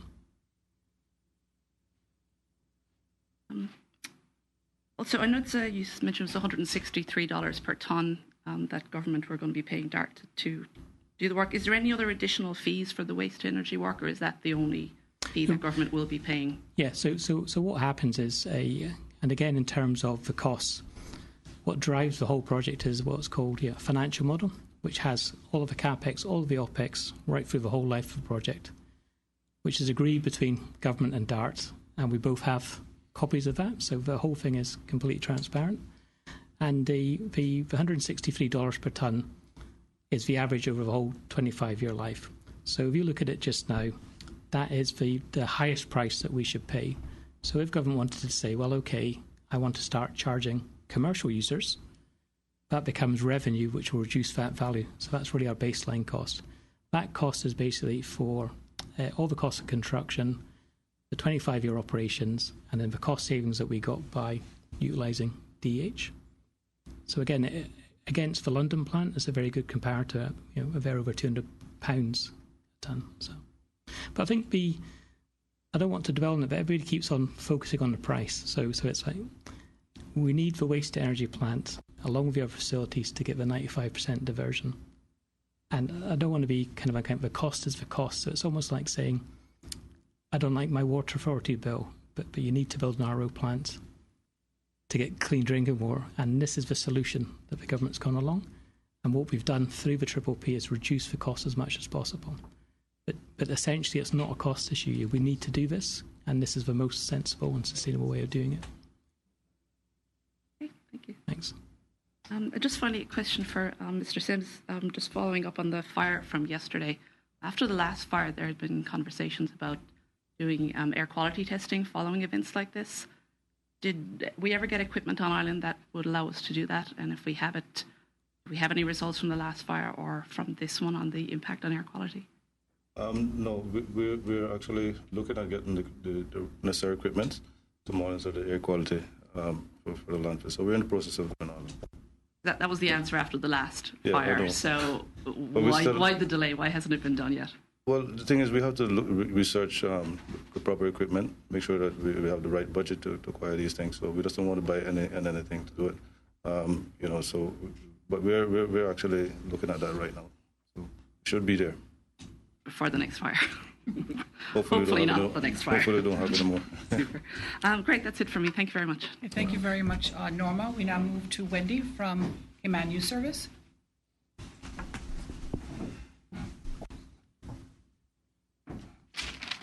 Thank you. Hi, everyone. Can I just clarify, just to make sure, I think I got most of it clear about with Norma's questions, but so there was nothing specific that changed this month that was for you to be able to have this miraculous signing 2.5 weeks before the election? There was nothing. It was all on track already. Just to clarify. I'll let Peter answer that. Yeah, so I shouldn't really say this as a project manager. We're actually behind because originally when we signed in October to do the capping layer, we were predicting February, so we were slightly behind. And as Premier said, at that point it was May. So again, it is, if you look at the process going back from 2015, why wouldn't you sign? Because essentially this shouldn't be a political issue. Hopefully everybody's going to, when they research this and see this, that it's the right solution for the islands. So and it's going to cross 3 administrations. So hopefully everybody will see the benefits. Okay, the second thing, CUC, are they going to sign this as well? Do they have to sign it?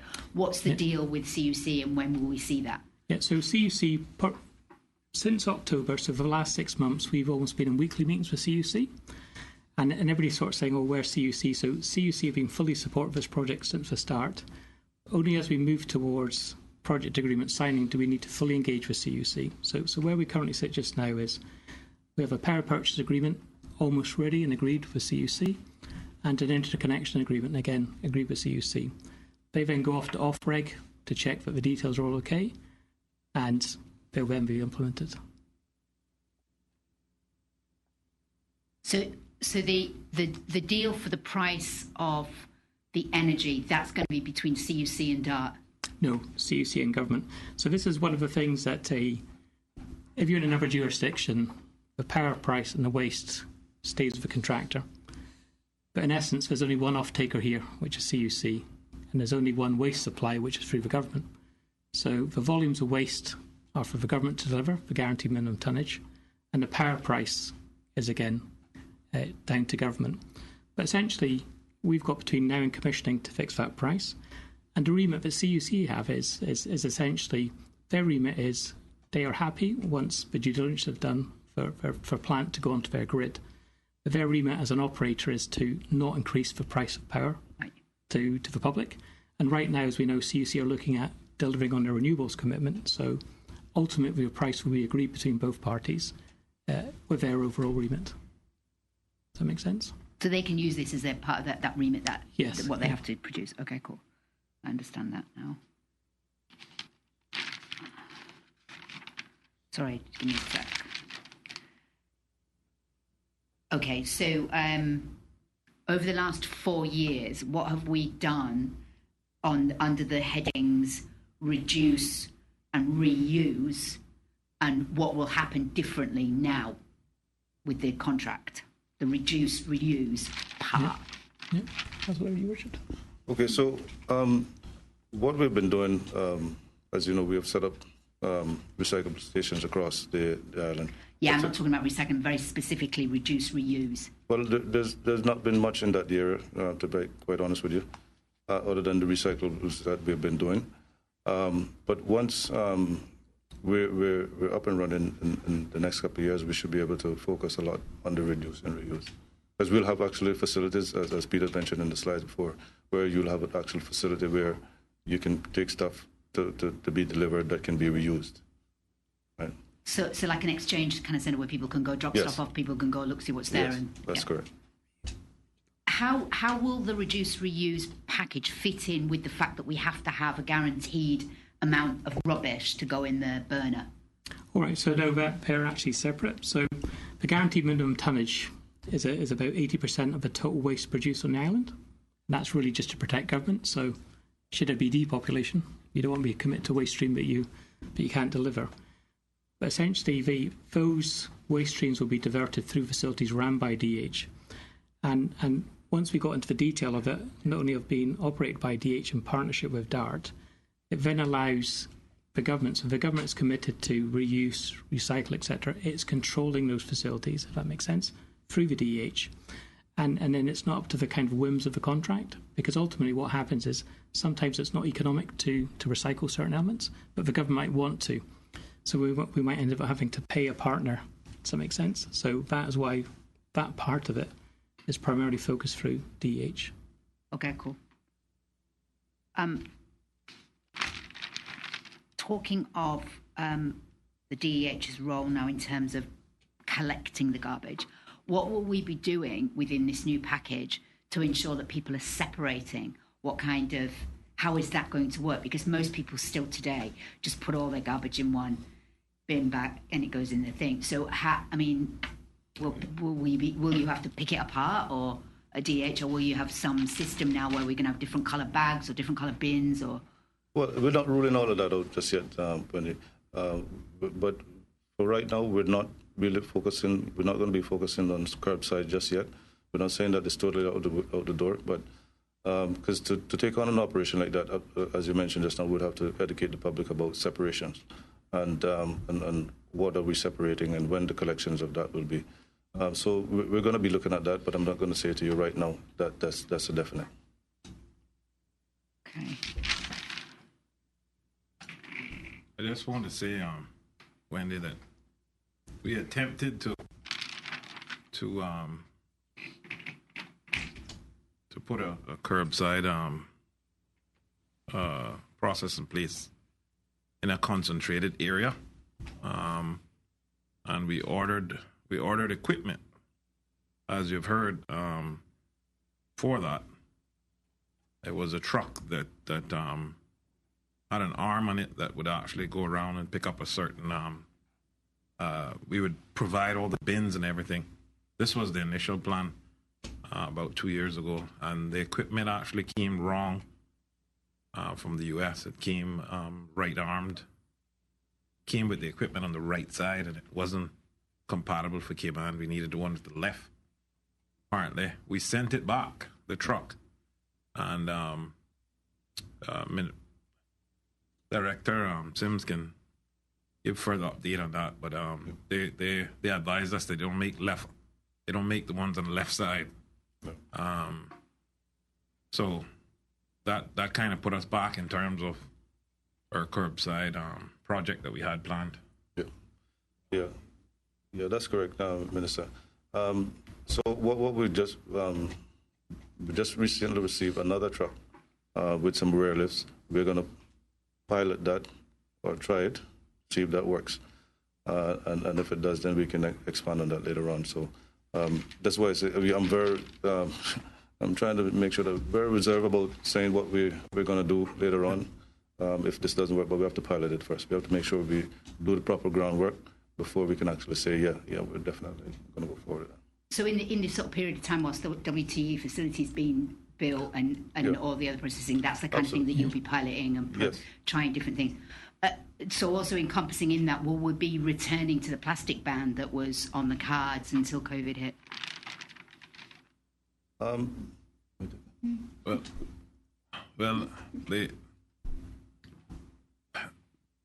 the plastic ban, the plastics, the single-use plastics ban was something that I was really gung-ho about, and I was hoping that would have started. The whole government gave us approval to start that process in January 2021. Of course, COVID came. After COVID came, I had some concerns in terms of factories and different facilities around the world shutting down and us not knowing what we would be able to replace plastics with for us to ensure that we had something here to carry items in. That was still not clear. I asked the team to try to get some information.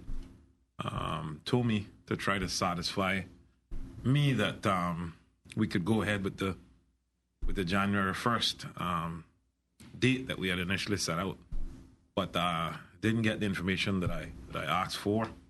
I wasn't comfortable, and to that I extended it and saying that we would try to revive that in September 2021.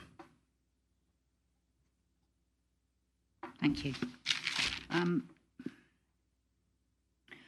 In the 9, there's like that little graph where there's 9 things. It says material recovery. Can you explain what that is? Well, it's the MRF. So essentially, what Richard's got at the existing Georgetown landfill is basically type 1 and 2 plastics, isn't it? Yep. Glass, aluminium cans, and steel cans. So materials reprocessing facilities, any recyclates that can actually be separated, bulked, and shipped and recycled will be processed through that facility. So glass, tin cans, aluminium. So it's a sub-part of the recycling? Yes. Okay. Yeah. And when's the composting going to start, and how will the green waste, how will that all work?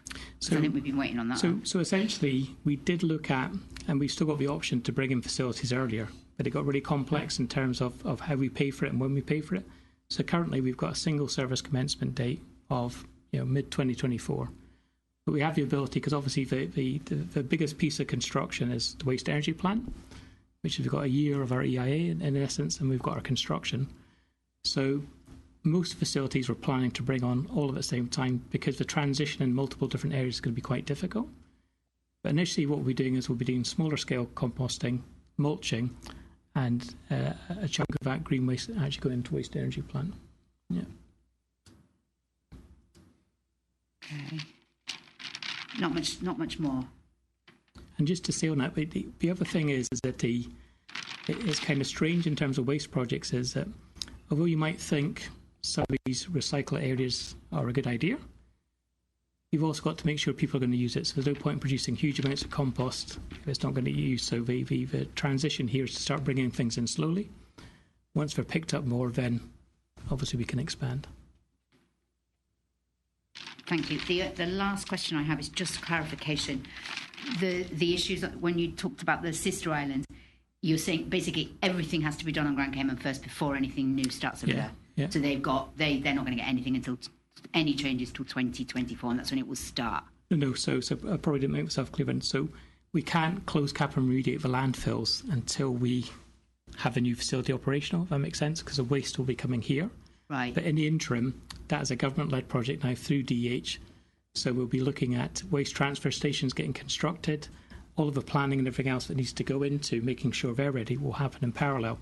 But we can't. We're kind of behind with the sister islands because we can't then take municipal waste and recycle it here for processing till those facilities are built. So it will start in 2022 with the transfer stations. Yeah. So when will you start bringing waste over from the sister island? Not till the waste energy plant is constructed and built. Yeah. In 2024. Yeah. So in the interim, things are just going to be normal over there as they are now? Initially, but again, DH are looking at different schemes, but the main thing that we need to start the construction of is the transfer stations, which is basically DH will process for waste on the sister islands. Stuff, for example, composting can stay there. Other recyclates will be bulked and brought back across. Yeah. Okay, thank you. That's it. Sorry about that. Quite long. Thank you very much, Wendy. We now invite up April Cummings from Radio Cayman. Afternoon, everyone. The questions I have are actually from the public. The first being one of the concerns raised is the fact that they believe the idea of waste to energy doesn't really address the consumption component of waste, and so it doesn't really do much to prevent us from bringing more waste into the country. So the question really is, because they think that it fuels consumerism, how do you respond to that? Well, initially by price. So the government is paying for this. Yeah. So one of the areas where we can get the dollars per tonne down is by waste minimisation, if that makes sense. So I appreciate the point. It doesn't really fuel consumption because ultimately government has to pay for it. So now government is incentivised because it no longer has the ability to essentially landfill. So now it's paying for the service. Government is going to be incentivised to say, well, actually, we can get these costs down by waste minimisation. And that is one of the main kind of components. So the money part. Yes. The other question is about consumers and whether they will benefit from the sale of energy to CUC, whether we see any potential reduction of prices to consumers, anything along that line. No, because essentially CUC's remit is not to increase, through this project, the price of power to consumers.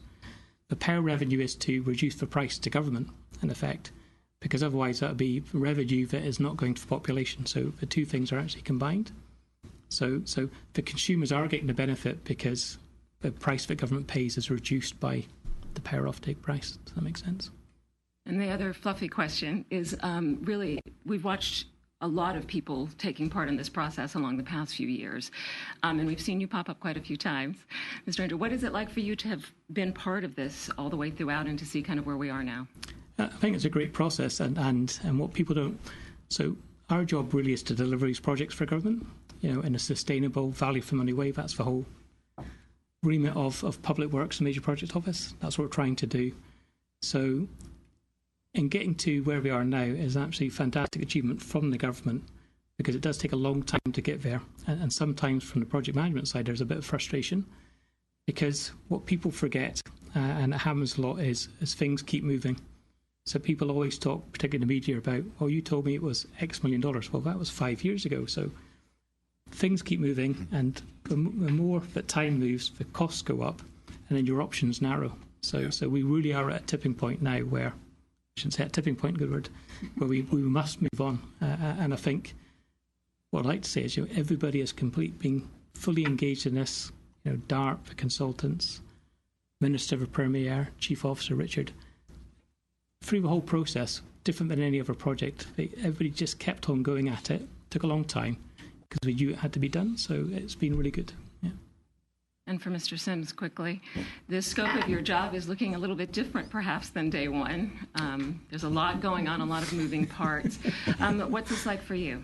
For me, it's an honor and a privilege to be part of this historic moment, for the Cayman Islands, where, and we're now going to make useful use of our trash. Before we were, if you think about it, we were burning it, creating hills and a huge mountain. Now we can turn it into useful energy so that all of us can benefit from. And I'm grateful to be part of this process. I can look back at it in years to come when I retire and say that I was part of this. So, and it's as Peter mentioned, all of us have been at it. And from time you get in the office, it's full throttle. Sometimes we're in these negotiations, and the DART team can tell you we're there all day long. In the morning, early morning, I remember during COVID time, especially when everybody was in lockdown. We were in lockdown, but we were still moving. And I could Microsoft Teams. Microsoft Teams. We learned a lot about that, and Zoom, and all these different things. And so,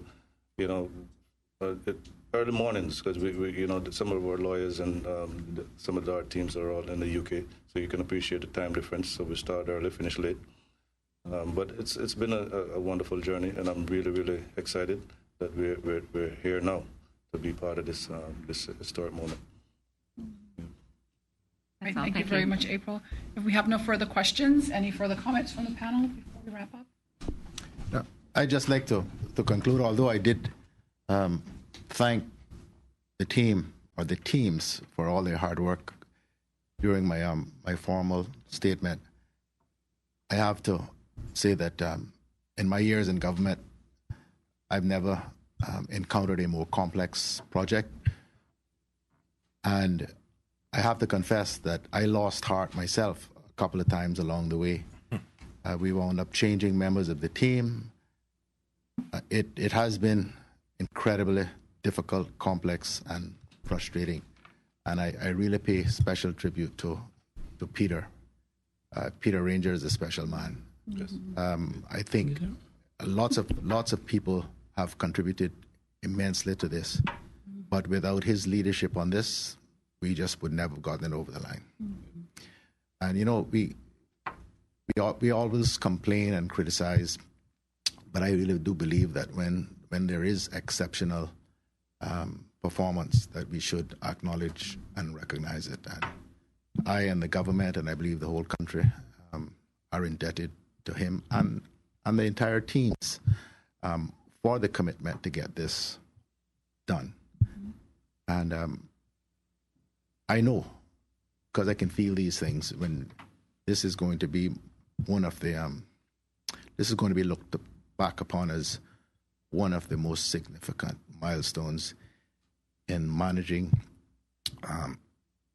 our environment and addressing our environmental concerns in time to come. And so I am honored and privileged to be Premier at this historic time, and to have been able to be here to announce finally getting this over the line. Now, there's a whole lot of work still to be done. Anyone who believes that it's all done and dusted, they just sign the line and walk away. There are still a whole lot of other things to be agreed over the course of the next, probably next year, some of which have been alluded to. But this is a critical point and a major milestone along that path. Premier McLaughlin, Minister of Environment. I hate to speak after you, but you shouldn't.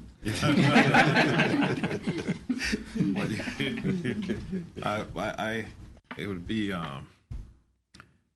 bad if I didn't mention that during the times of doubt, there were many times of doubt when we thought that this project wouldn't happen, and Premier said, Minister, you sure it's going to happen? Let's look at something else. And I want to thank Kieran, who was a part of the team, that after Premier said that, I went and met with him, Kieran Stegan. And I went and met with him to try to figure out how we could continue moving forward with this project. And he gave me the confidence to move forward. And I thank Peter and Richard and Acting Chief Officer Nelly Pucci, the team of DART, all the lawyers. This thing is very complex. And, this could have went on forever if they didn't put in the time. Every week they met, and they stuck with it, and I'm so proud that this government is able to do this at this time. Very much. Thank you to the public and, of course, for the media for joining us for today, and, of course, to all of our panelists for sharing this information on the ReGen project. We invite you to join us for our next press briefing, whenever that is. Until then, have a great afternoon and a wonderful weekend.